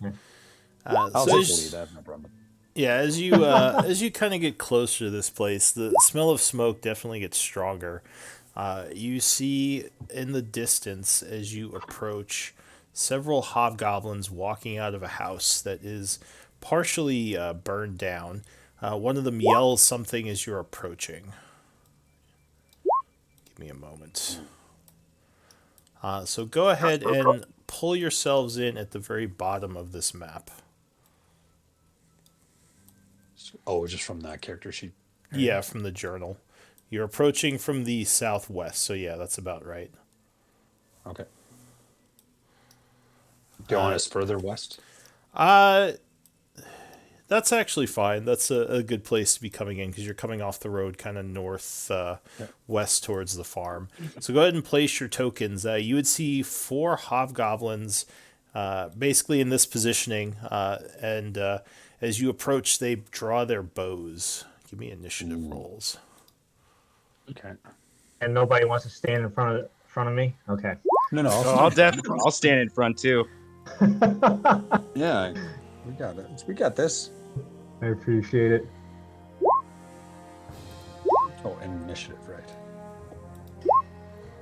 And Ooh, Oscar is on a roll tonight. Yeah, for right now. This isn't looking good, though. Does that mean some other rolls are going to be terrible? wonder if you should have gone back to get shock. Oh yeah. But it's too late now. The first to act is Gaian. So Gaian, these hobgoblins are leveling their bows with your group. What do you want to do? You see, it's mostly open field, so you could easily dash across towards them. Yeah, I'm definitely gonna take my movement and then dash. Okay.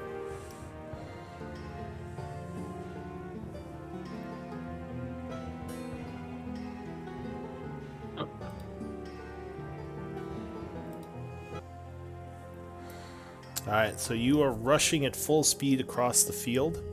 Anything else? That'll be it, Cap. You wonder if you should have taken the dodge action. Because they go next, and they are all leveling their bows at you. Oh, I didn't think you could take the dodge action if you ran. Well, you could have just gone one movement, gone 30 feet, and taken the dodge action. You'd move slower, but you're less likely to get shot. Yeah, good point. Alright, so they are going to fire at you. Your AC is 18, so that's good.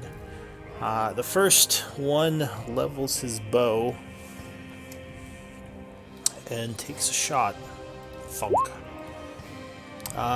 The arrow whizzes towards you and strikes your shield. You have a shield, right? Yep. So if you're carrying a shield and a weapon, you want to mark yourself with this icon and this icon. That means one of your hands is holding a shield and one of them has a melee weapon. Oh, okay, thank you. Sorry. And that's just for all of you. I assume you'd have your weapons out at this point. So the second one here is going to level his bow and take a shot as well. That is definitely a hit, almost a crit. You are struck for bad damage roll. Only 3 points of damage as the arrow hits your armor and slightly pierces through it. This guy here takes a shot as well. Ooh, 17. Okay, you get your shield up just in time, blocking that arrow. And the fourth one is going to take a shot.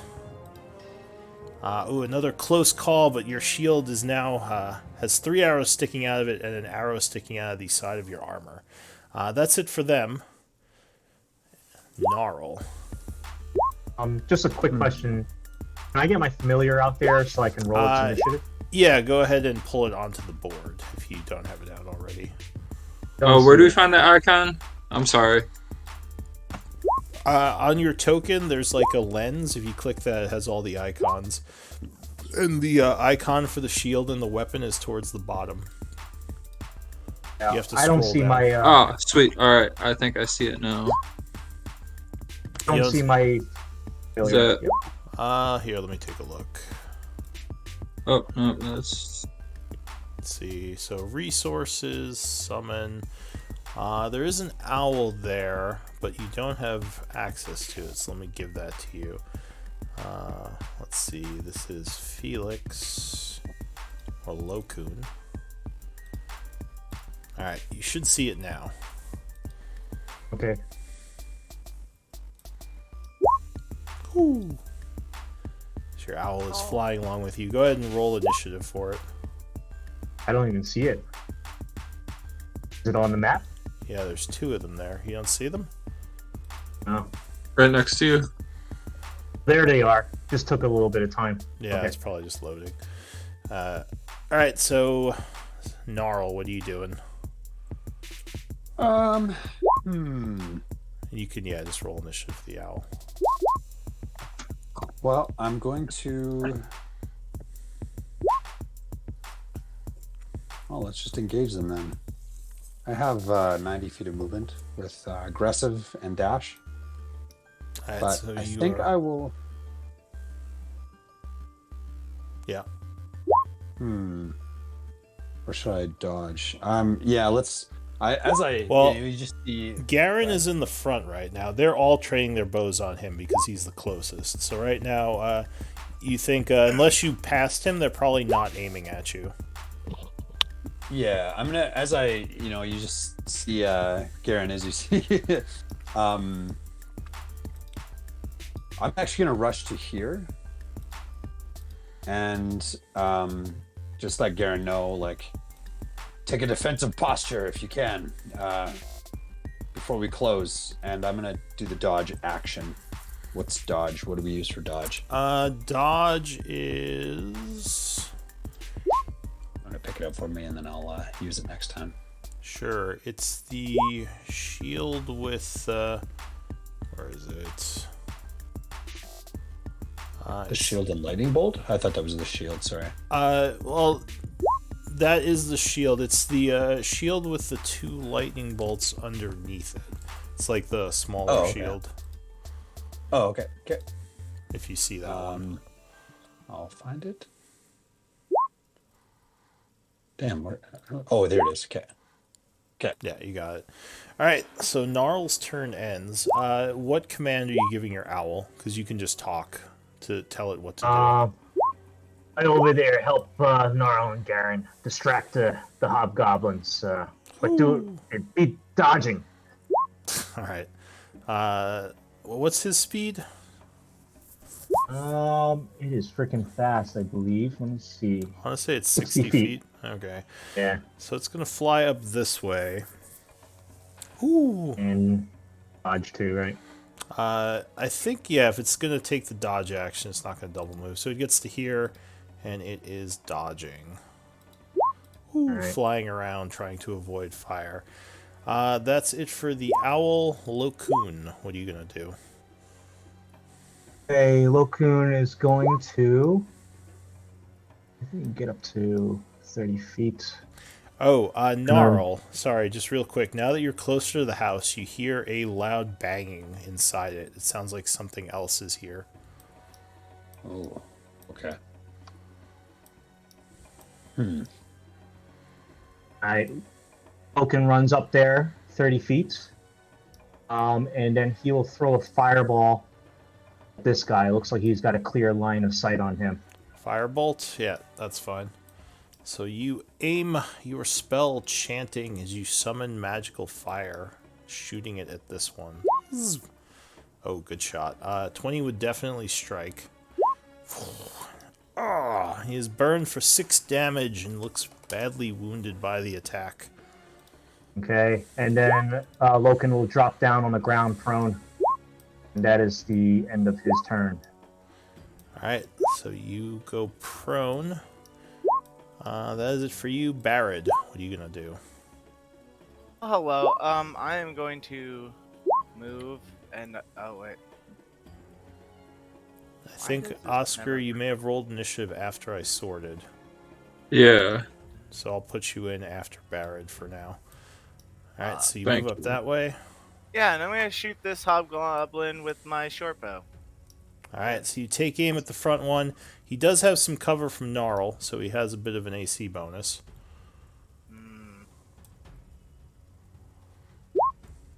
Oh, but it does not matter. Crit. Oh, Wow. I didn't know. Damn, nice. Alright, so as he's getting ready to fire another shot, an arrow whizzes through the air. Hits him right in the shoulder. He's bleeding profusely as he is badly wounded. He yells something in Goblinoid. Anything I else? shot. No, that's pretty much all I got. Alright, Oscar. What are you doing? I'm gonna run up next to Lokun. Oh, and Barrett, if you have a ranged weapon, you put the gun icon on you. Like Oscar has on him. Okay. Just to mark that you have a ranged weapon in hand. Okay. And then I'll use Infestation. Alright, go ahead and link the spell. Did I just do that? I didn't see anything. So link the description of the spell first. If you click on the chat bubble on the spell, I think it links the description. Alright, infestation. 30 feet. So unfortunately... Oh shoot! I'm you, sorry. I didn't see it was 30 feet. yeah. Yeah, I thought it was just see within range. All right, then in that case, I will use my little sling. Alright, so you sling, which is very much out of range, and with the disadvantage and cover, you would miss. All right. Anything else? Nope. Alright, so at the end of the round, a couple of things happen. There is a loud roaring, and the door bursts open. And an ogre steps out of the house, stepping forward this way. It roars angrily. Let me roll an initiative for him.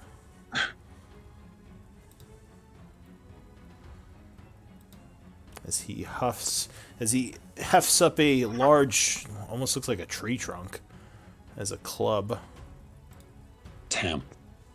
and starts making his way towards the group. At the same time, coming out of the trees to the west of here, you see a wolf making his way towards what's happening. So he's going to get an initiative as well.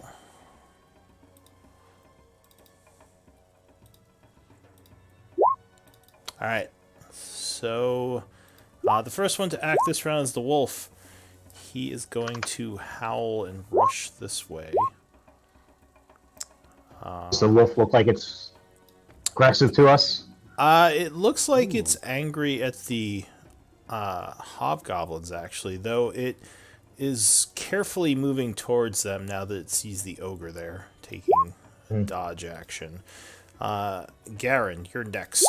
So this ogre is moving through the grass, hefting his club towards... looks like he's going towards Gnarl right now.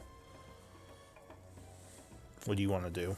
As these guys get ready to take more shots at you. Possibly Gnarl. They're kind of aiming at both of you now because you're both pretty close.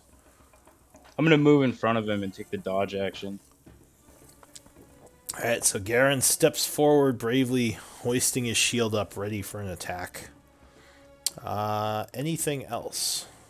No, that'll be a cap. Alright, the hobgoblins go.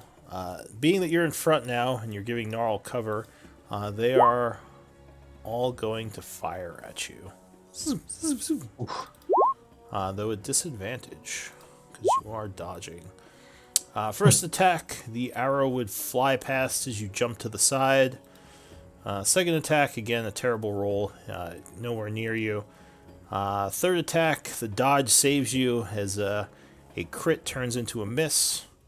And fourth attack, dodge saves you again as a hit turns into a shielded arrow.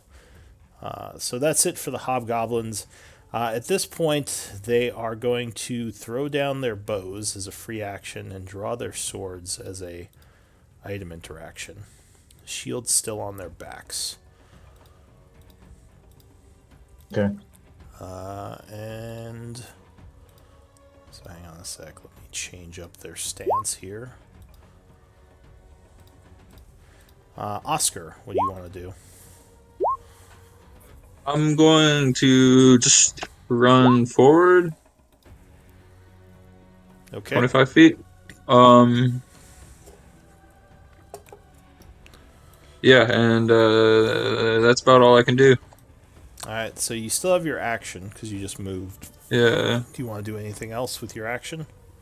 Why not throw another little pebble at them? Did you move yet? It doesn't look like your token moved. Oh, I So- thought I moved. See him there. Yeah. He's moved up. Oh, you did move. Okay. I just didn't Nice notice. roll, dude. So 19 actually would hit. So you hit the guy in front who's already pretty badly Yep. wounded. The stone comes flying in and just smashes right into his skull. He falls over. Yeah. Anything else? Nope. Or, well, I guess I'll yell out to the group, that's one for me. Alright, so the owl goes. He's gonna move. Can I change the commands? Free action? So you can yell another command at him. Distract what Gnarl and Gaian. Well, I guess that's the same command, but make sure to retreat back to us. And that's it. Alright, so I don't think he has enough movement to distract and retreat. So he's going to fly up to here, getting closer and taking the dodge action this round. Sounds good. That's exactly what I would want to do. Alright, Gnarl, what do you want to do? The ogre is approaching. That's going to be tough. Okay. I'm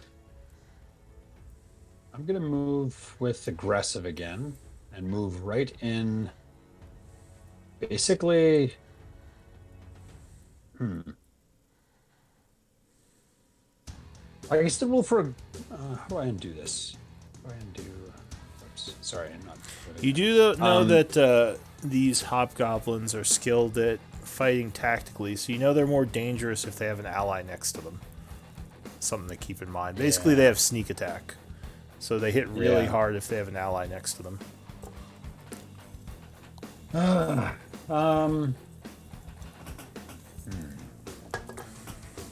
of want to hold off just a little bit more.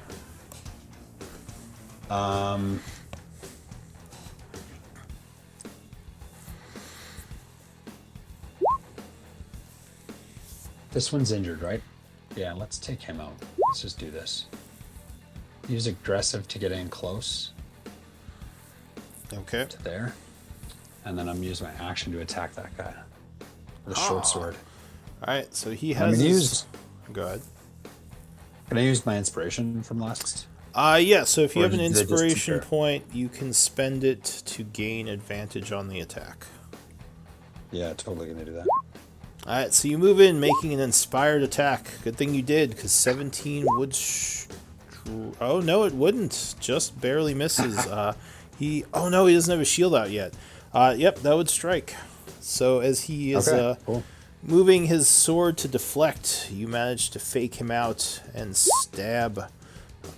Oh, he goes down. The other one yells angrily at you. Anything else? I'm actually going to run away. I had that was 35 movement, I believe. And Yeah. I'm going to retreat a little bit for another 25 feet. Do That you ogre have scares me. a disengage? I don't, so I'm going to take one op attack from that guy. Alright, so instead of opping you, he is going to attempt a grapple. As you try to Ooh. run, he is going to grab at you. So I need either acrobatics or athletics. Where are you going? Oh, you are slippery. Let's see how he does. He does not do as well, so he grabs you, but you kind of jump back, slipping out of his grasp, and you are able to retreat. All right, that's the end of my turn. Lokun, what do you want to do? All right. Cocoon will run up 30 feet. So, actually, hang on, Gnarl. Were Oh, you no, able? I can't. Were you able to retreat as part of aggressive? Because I thought you had to use aggressive to move towards the guy. Yeah, no, Bonus I did. action. So I used my bonus action to engage and get close, and then my movement was another 30. So I used my movement to move away. So at Oh, the you end of my started aggressive, with I have to be- aggressive. I see. Yeah. Gotcha. All right, no, that's clever. Okay, gotcha. Lokun, so what are you doing? Sorry. I get up and I can only go 15 feet actually. Yeah. So over there. Who is in range? These guys are really well armored, but they don't have their shields on right now. 60 feet away. I'm gonna start focusing down this big ogre. Maybe I can whittle him down a little bit. All right, so you So take. I'm going to. Yeah. Bolt of fire springs out from Okun's hands. All right. Oh, good shot. So as the ogre is charging Gaian, you do indeed get a hit on him. He is burned for 7 points of damage, barely looking phased by it as he continues forward. Anything else? I'll just say a banner. That's the name of the owl. Distract the big ogre over there and get and fly away. Ooh. That's basically it. He whoos at you. Barad, what do you want to do?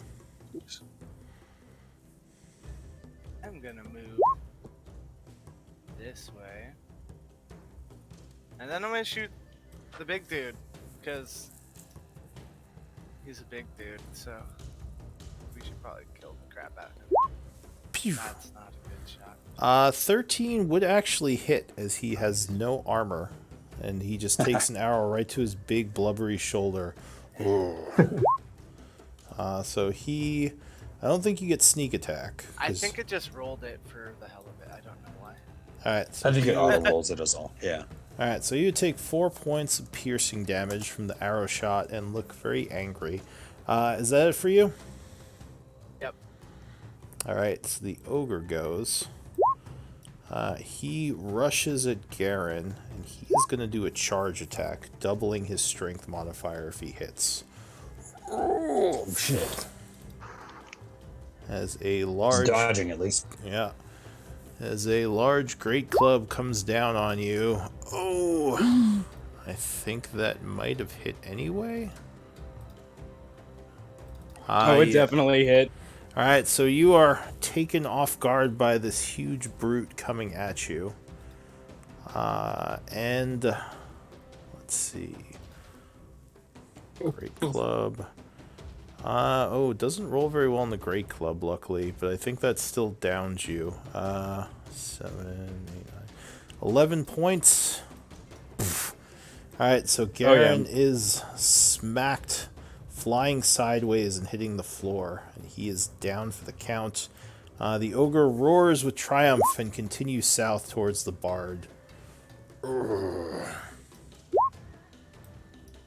So that is it for him.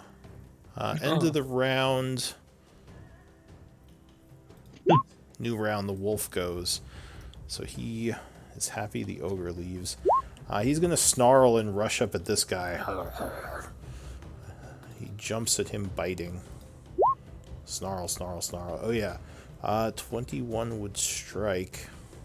Why are these not whispering? Here we go. Whisper. As he bites the leg of this hobgoblin who is yelling angrily, doing 6 damage. And attempting a trip attack. So strength save. He would fail and fall prone as the wolf shakes his feet out from under him. Oh! The wolf is then going to move this way, giving this guy an oppie at disadvantage, which he will take. Swinging at the wolf. Hit becomes a natural 1, and he misses. Garen, unfortunately you are down. As your life force ebbs, I need a death save. Alright, Damn. you start to move towards Shadow. You need help. That's it for you. The hobgoblins go. So this one is going to stand up. Actually, now that 2 of his guys are down, I don't think he's going to engage. He's going to pick up his bow and take a shot at the wolf. He doesn't know what this wolf's problem is.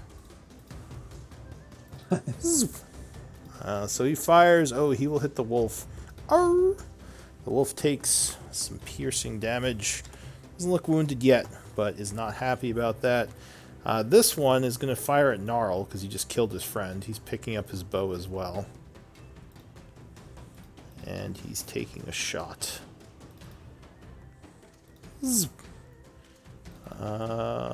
That would miss you.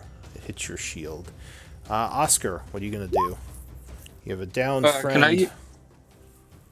Can I use Healing Word on my down friend? It is 60-foot range, so as long as you're within 60 feet, you can. Yeah, so you can. Sweet.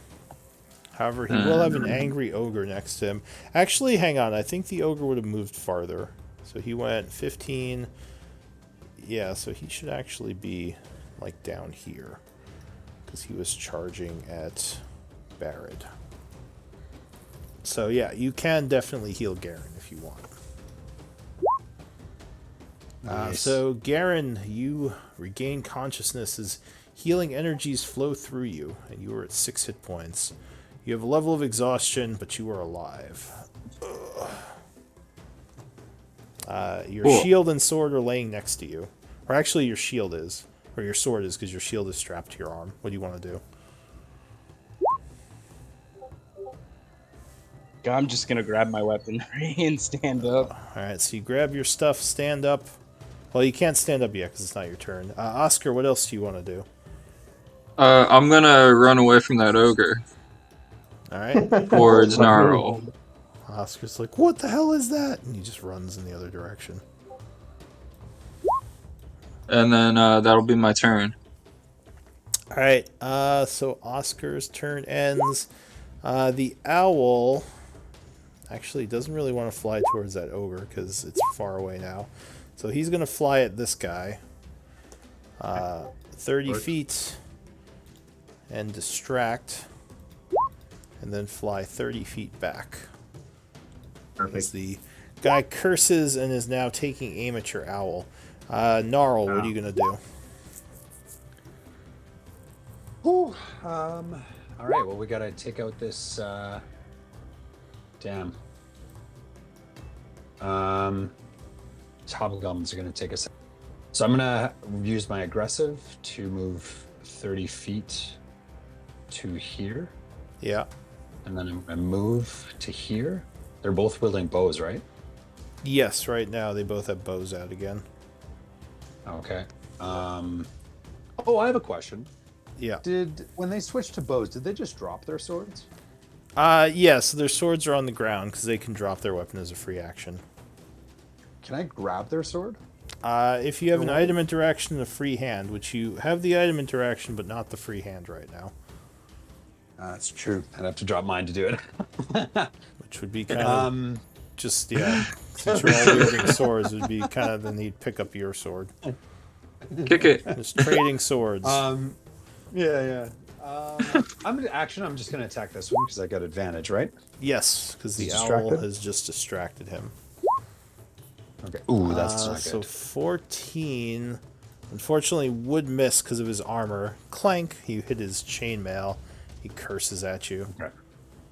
Okay. I'm gonna stay there for now. Just distract them and say, put some space between you and the ogre. While we take care of this guy. All And right, that's the end of my turn. Lokun. All right. Well, I'm gonna cast Reese. first. Let me cast it and I'll put the thing on the floor. Okay. And you see Loken just kind of make a gesture in the air, and suddenly the ground becomes slick with grease right by this ogre. Can you link the spell description?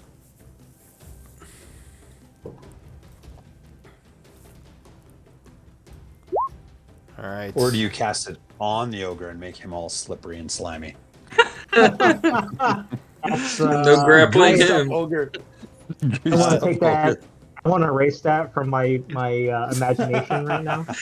It's all slick. Do you want to put this here? Is this the positioning for it? That's the position. Yep. All right. So I think, let's see. When the grease appears, okay, so he has to make a save. So as he's charging, suddenly grease appears underneath him. He starts to slip, making a dex save. No, he would definitely fail it. There's a big crash as he just falls to the floor. Okay. And He is not I'm very going dexterous. to.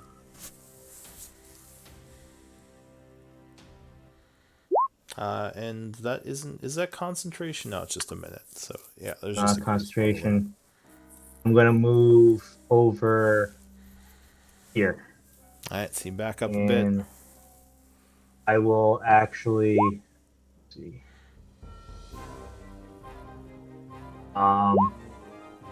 And I'll just stand and I'll tell the owl, can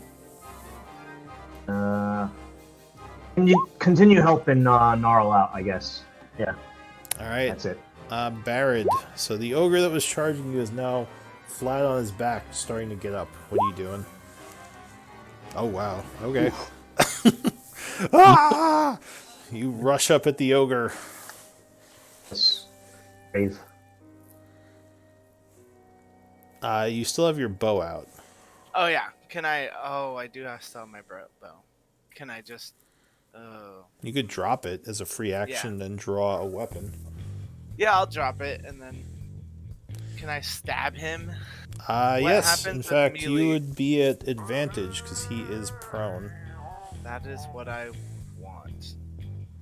All right, so go ahead and drop your bow. There should be a token for dropped item in the resources, so just put that yeah, I down saw under it. you, and then mark yourself as using a melee weapon, and then you can make an attack.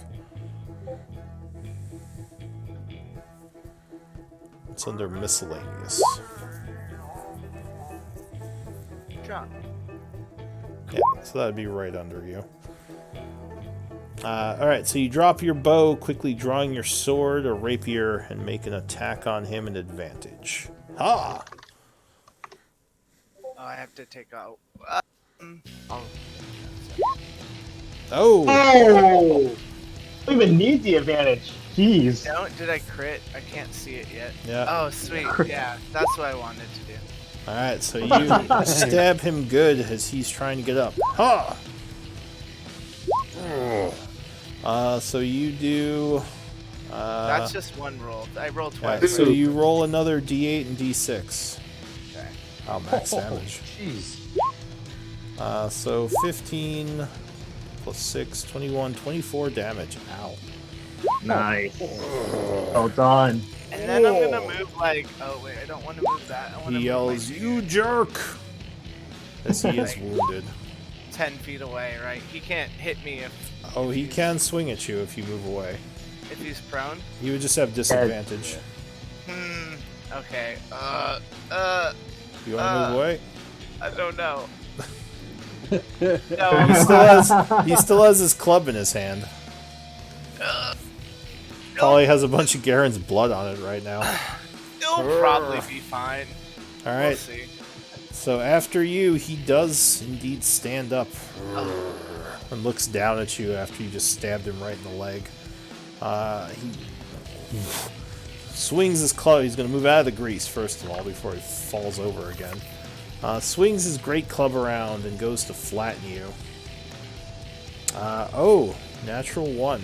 Alright, so apparently he almost throws his club out of his hands as he swings it around, and you just completely get out of the way. Oof. Oh, that's real lucky. Stand still, he yells. That is it for Barrett and the ogre. New round, the wolf, who's going to run up here, flanking with Gnarl, and jump at this guy, snarling.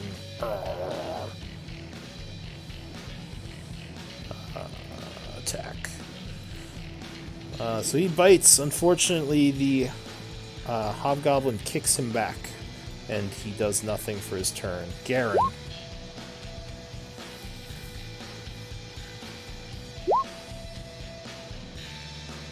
Okay. I am terrified, but I can't leave my buddy up there alone. All right. Oh. This guy. Gaian rushes in. Ha-ha! Oh, but 10 would, even though he's unarmed, would not be enough. And he would step out of the way as you swing. He says, All right. "No fair." Anything else? That'll be it, Cap. The hobgoblins go. So, this one's going to pick up his sword, playing musical weapons over here. And he's going to... And this guy, you already took your thing on him. He's going to swing at Gnarl. Because he saw you kill one of his allies. Plus he gets sneak attack if he hits you. What's your AC? Oh, that was close, but you dodge out of the way. This one here is also going to do that. Swinging two-handed, since he doesn't have a shield anyway. Oh, that would strike. 2d6 extra damage. Oh, that's gonna hurt. 2, 4 plus 6. 10 points of damage. As you are Still cut up. from the side and badly wounded. That's it for this guy, Oscar. You probably want to mark yourself as wounded. I am gonna scoot 1, 2, up closer and pull out. Oh, yeah, I'll pull out my sling and shoot the ogre with a pebble. Alright, you huck a pebble at the large creature. 11 would be enough to hit. Woo! So he takes a rock to the side of the head.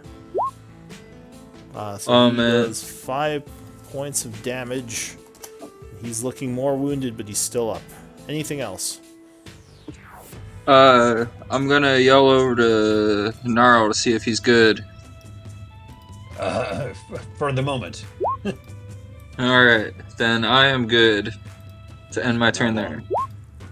Alright, the owl goes. So while this guy is hitting Gnarl, he flies over and pecks at him, and the guy goes, "Argh!" and is once again distracted for a round as he flies away. Alright. Gnarl, what are you gonna do? I'm gonna have to dodge, I think. And where's my dodge? For now, I will have to dodge because I'm close to death. Alright, so So that is my badly turn. wounded, you raise your shield and get ready for attacks. Lokun.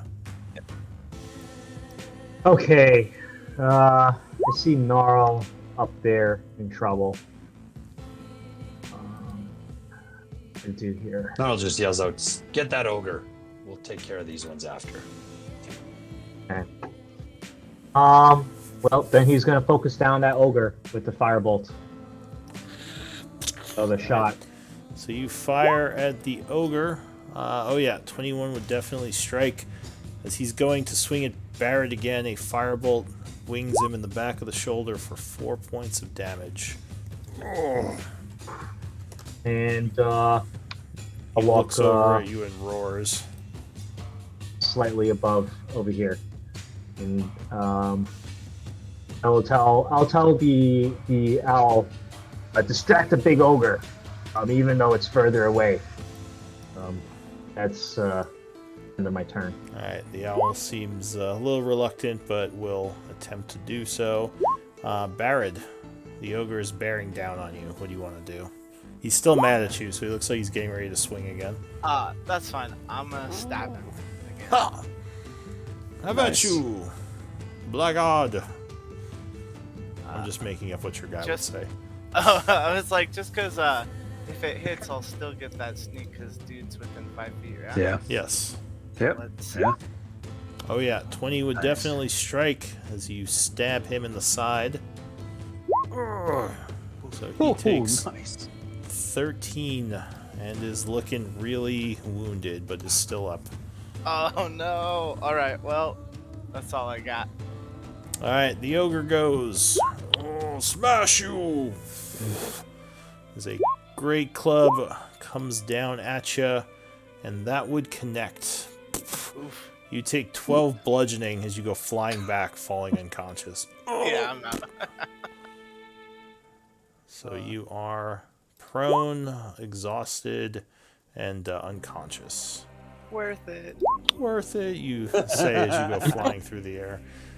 So you're at 0 hit points. That's it for the ogre. New round. The wolf is going to go. He's going to come this way. Seeing that the owl is distracting this guy, this wolf seems smart. He's going to go for him with advantage. Oh yeah, the advantage pays off. And he gets his leg, pulling him, doing 7 damage. And trip attack, strength save. He would fail. Oh, and he falls over. Falling prone and looking Nice. wounded. That is it for the wolf, Gaian. You saw your friend get smacked and go flying across the field. What are you gonna do? Disengage is an action, isn't it? Yes, and the ogre also does look very wounded.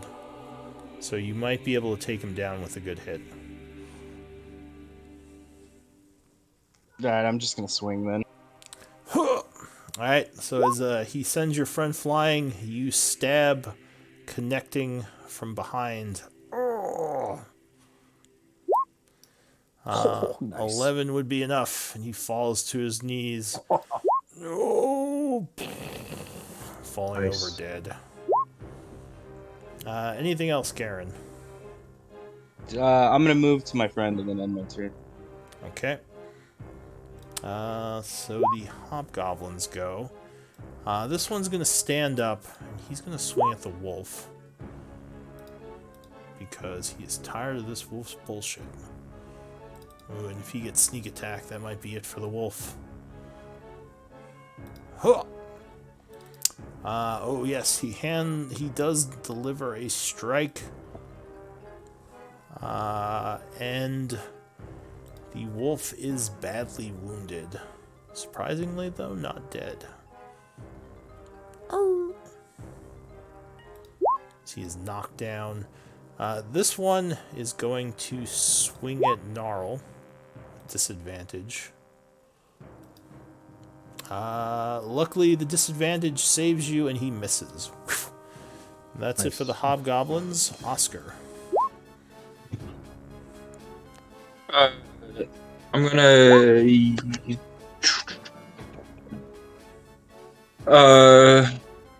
run towards the hobgoblins, and then use infestation.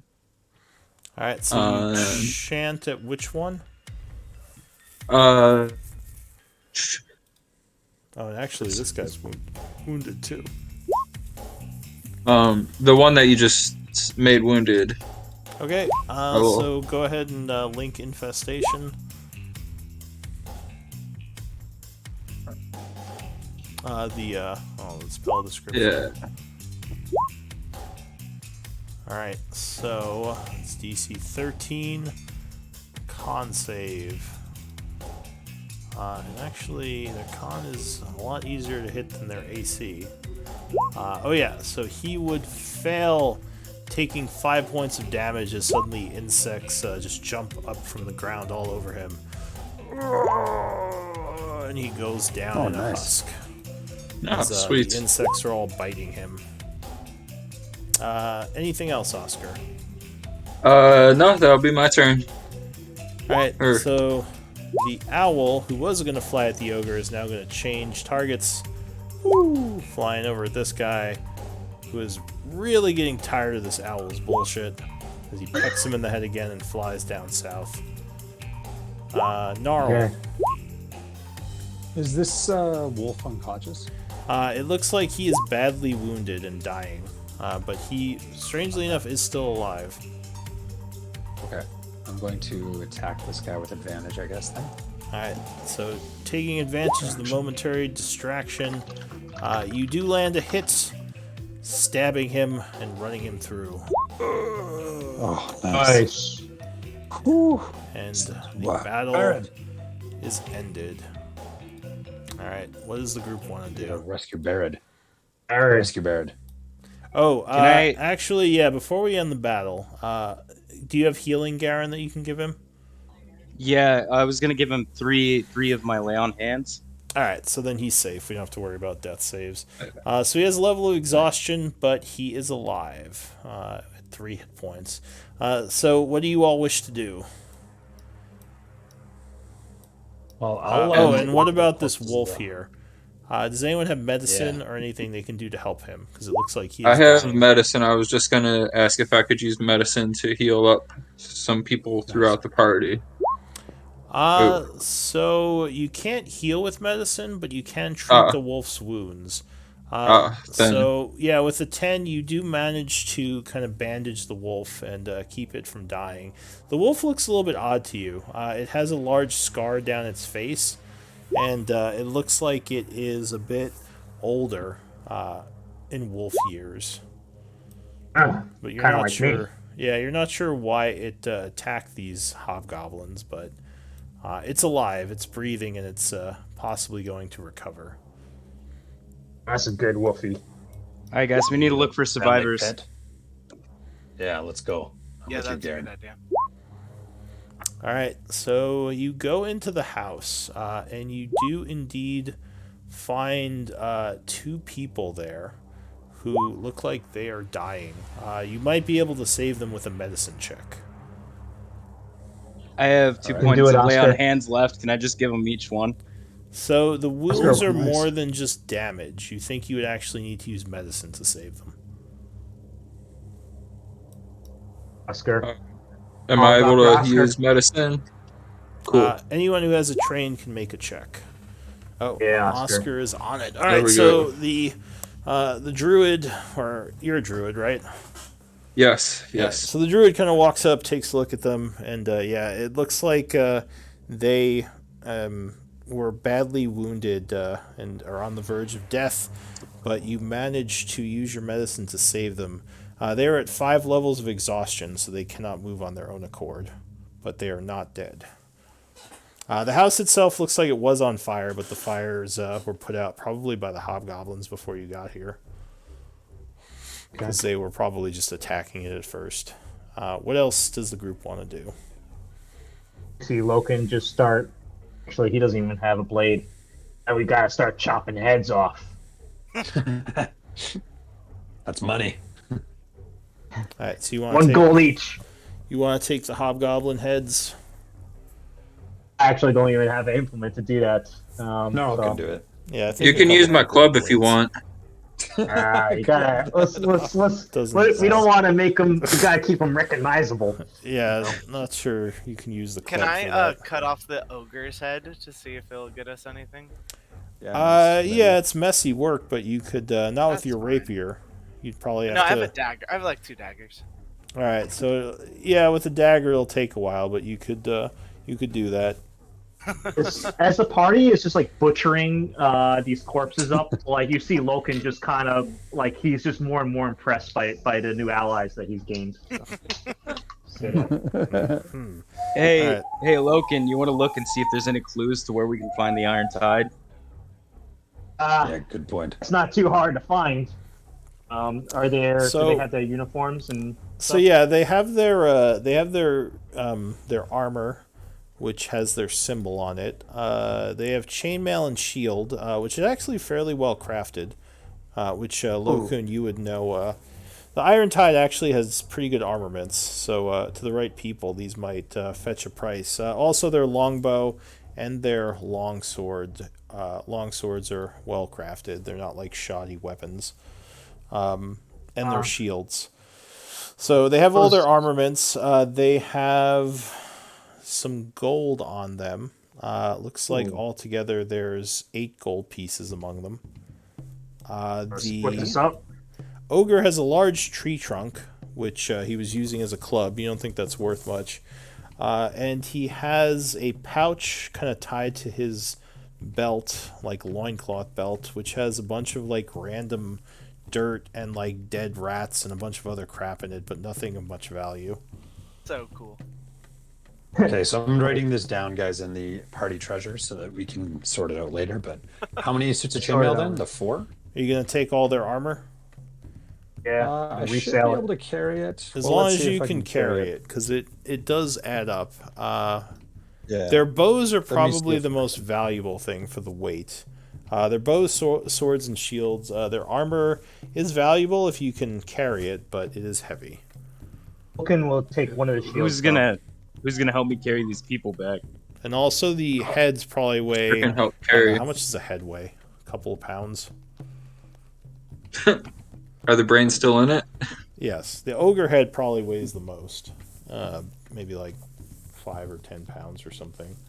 Yeah, we don't have enough time to shrink them. Um, Vulcan will definitely take the shield though. All right. I So can carry 1 chainmail. So as you're doing this, it's probably been about 10 minutes or so. Several guards arrive at the farmstead. They rush over and say, "Friends, you've done it. You fought off the hobgoblins. Good job.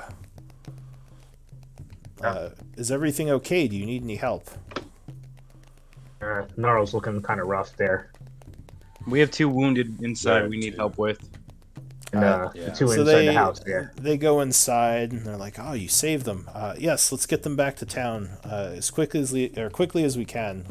Get them to the healer." So they come in, or they go inside and they start carrying out the people, basically like putting them on their shoulders and bringing them back to town. One of the guards says, "Well, if you don't need any help, we're going to head back. I guess we should stay and make sure nothing else comes. So we'll cover you. But whenever you're ready, we'll head back to town with you." So they kind of stay in the area to make sure no more ambushes come.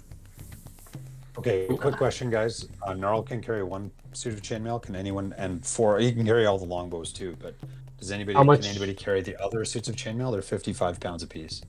Ooh. I think I can carry at least one other. Do 1 or 2 more. Hold on. One? You just Might added. be able to carry one.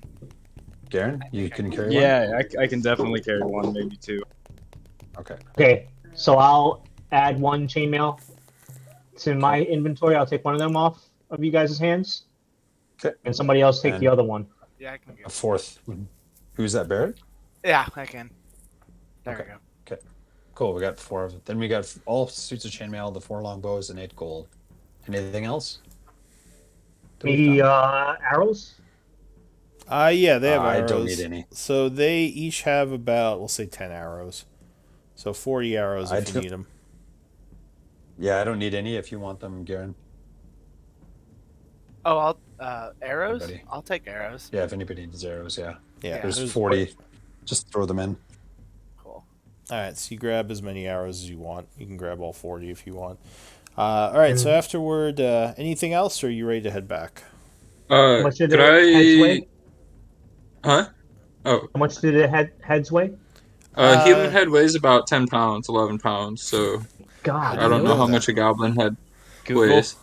All right, so yeah, probably about. You know what? You could say the soldiers will just take those. That's fine. Okay. There's no actual bounty on ogre heads. If you want, he can mention those to the governor and see if they'll pay you anything for it, or the mayor. Sure. Sure. So Yeah. the soldiers just take note of the kills. So they're like, you don't have to bring the heads back. That's fine as long as Okay. we've seen what you've done. We'll let them know. So, Okay. Anybody want to Would check? Can Go ahead. I talk to the wolf and say thank you for all your help? And so did you heal or the is wolf? the wolf gone? The wolf is still there. It's probably Yeah. still unconscious unless someone healed it. Oh, how do I go about healing it? Because I bandaged it up and used medicine earlier to help stabilize it. So either with a spell or if Garen Well, wants to use his lay on hands. I'll use Yeah, a you. healing word on the wolf. All right. So you're gonna use that. Is Garen? Are you gonna use lay on hands, Garen, or are you gonna use the healing word? Yeah. I'll just use my lay on hands and give it a Cool. point to wake it up. All right. Sounds good.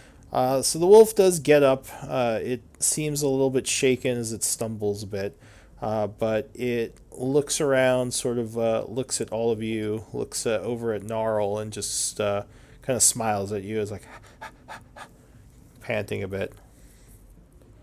How about a doggo? Gnarl, do you have any animal handling or anything? Yeah, I can Do you try to want to calm make? it. Yeah, do you want to make a check on it? Sure. Oh, good roll. Nice. It seems to be taken by you and sort of just sits near you. So Nice. at least for I- now, it is following you. And this kind of goes with your class stuff anyway, because you would end up attracting one next level, right? Well, Third level. I Third got a level, ways to okay. go. So yeah, he's hanging out with you for now. He's not trained or anything, but he seems to be a bit taken with you, so he's just chilling here. Do you have any food to Okay. give him? Ooh, yeah. Not good food, but A what ration. do I got? Do you want Yeah, to like cut a up some ration. goblin and give it to him? I guess it That's depends. thinking like a If he's hungry, survivalist. we got some Cannibal. hobgoblin. I mean, you could butcher the hobgoblins if you want. That'll take some time. Or you can give him one of your I bet there's some preserved good food in the rations. marketplace back home. I'll give him one ration now, and I think I will try to. No, let's not eat humans or humanoids. That's weird. Don't train him to We'll hunt, eat we'll hunt later. humanoids. All right. We're not there yet. So could Loken kind of check out the house? Like, is there a reason why the hobgoblins attack these people? I mean, it looks like a standard farmstead to you. You don't see anything out of the ordinary. You could take time to search it, but All right. that would take a little bit.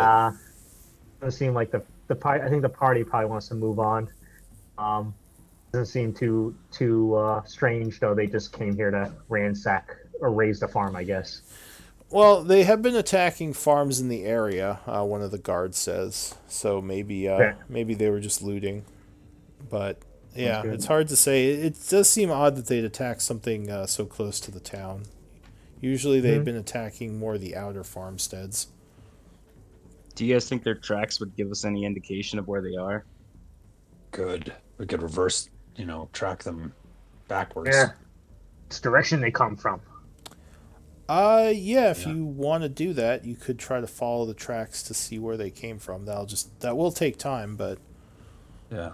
Well, let's go back first and confirm with our employer, Yeah, I think we gotta go back then- back to town. I heard. and then we can come back here and. It's only 10 minutes away, right? yeah, it's 10 minutes back to the town. Yeah, let's go back. Yeah, we can I agree. sell our stuff because I can't carry chainmail all day long. This stuff is. I don't know how some of you folks wear this. All right, let's go back. All right, so Do you need chainmail? Do you need chainmail or anything, or do you have better armor already? does anyone need chainmail? I'm already wearing chainmail. Oh, okay. Okay. Cool. Okay. It's too good for your chainmail.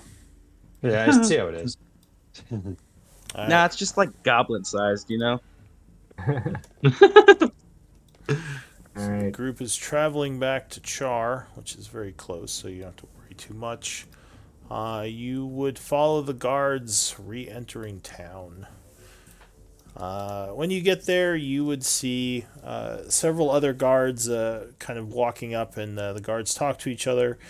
They bring the farmers into the barracks, probably to be treated. You see Shock there. He walks up. He seems a bit disappointed. He says, "You guys went without me." I heard about what happened. You should have come and got me. Could have used some payback on these bastards. We didn't really think time-wise we had enough time. It was kind of a spur of the moment. He nods. He says, that's fine. I was mostly kidding. You got yourself a wolf there? I guess so. He likes scritches. This is interesting. Well, there was someone looking for you at the Darkwater. I guess Lord Blackwater is trying to get in hold of our party. I'm not sure what for. Are you familiar with him? He says he's kind of the bigwig here in town. One of the nobles lives in the northeastern part of town. I don't know the locals very well, but Garen, Baird. I don't recall ever meeting. So Oh, actually, Garen, you know who Blackwater is. Since you grew up here, he is pretty much always lived here. When you were younger, he was kind of a teenager, and now he's like, maybe like 10 or 15 or so years older than you. He, obviously, like I said, his family's pretty well known in these parts. He is responsible for a lot of the funding that went into, or his family's responsible for the funding that went into rebuilding the town about 50 years ago, because it was destroyed a while back. And yeah, he's probably the richest person in town. Oh. Auction off the heads to him. Well, his family has helped rebuild the town before. Do you have like a gander at why he's interested in you guys though, Shaw? Says he didn't say. It wasn't him who came. It was one of his messengers. But he just said he wanted to speak with the group. And he said the heroes of Char. And he did leave a letter, and he kind of gives you a sealed envelope. So that'll probably tell you what he wants. All right. He says, but yeah, next time you want to crush some hobgoblin skulls, let me come along. And with that, he's going to make his way back to the Darkwater Inn. All right, what is We got an ally. Well, let's go chow. Maybe we should open the envelope. I'm sorry, but I have to take off. No problem, Oscar. Yeah, no problem. Thanks for Good time. I'll catch y'all next week. Yeah, we are at 8:30. So if we're gonna stop here, this might be a good place to stop. Let's do MVP votes really quick before you go. Oh, okay.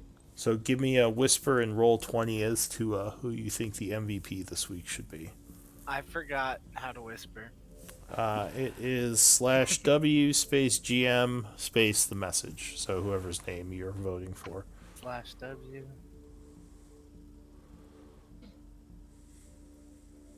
Alright, got one vote. It looks like this.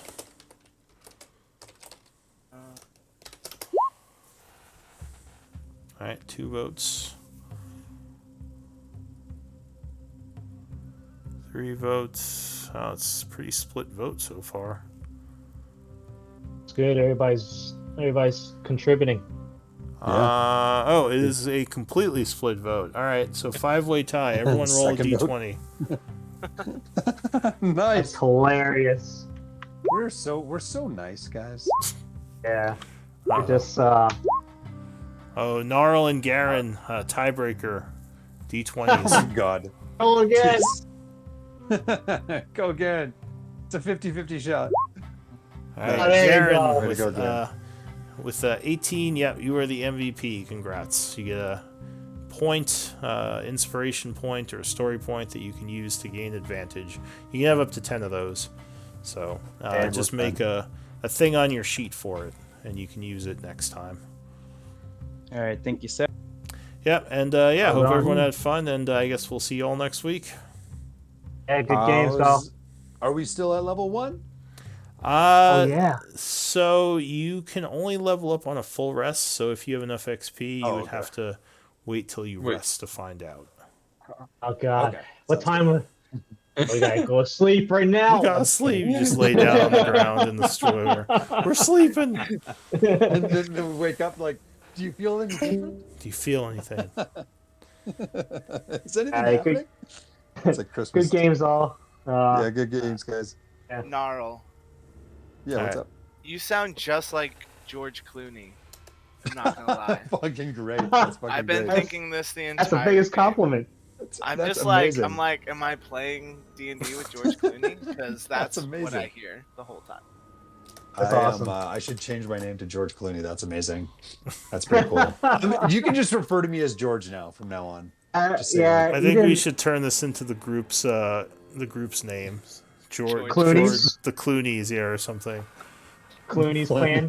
Clooney's clan. There we go. Awesome. Oh, thanks, guys. Alright. Have a great night. Yeah. Alright, good night, all. Take it easy, Bye. guys. See you next week. See you next Yeah. week.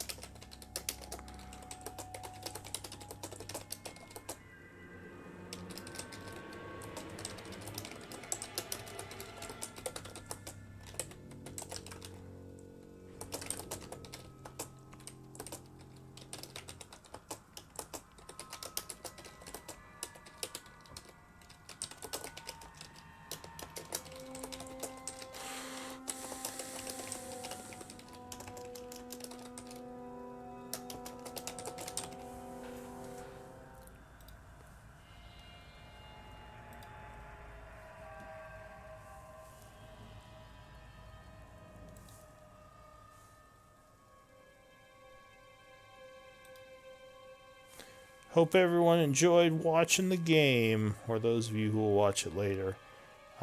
Everyone take care.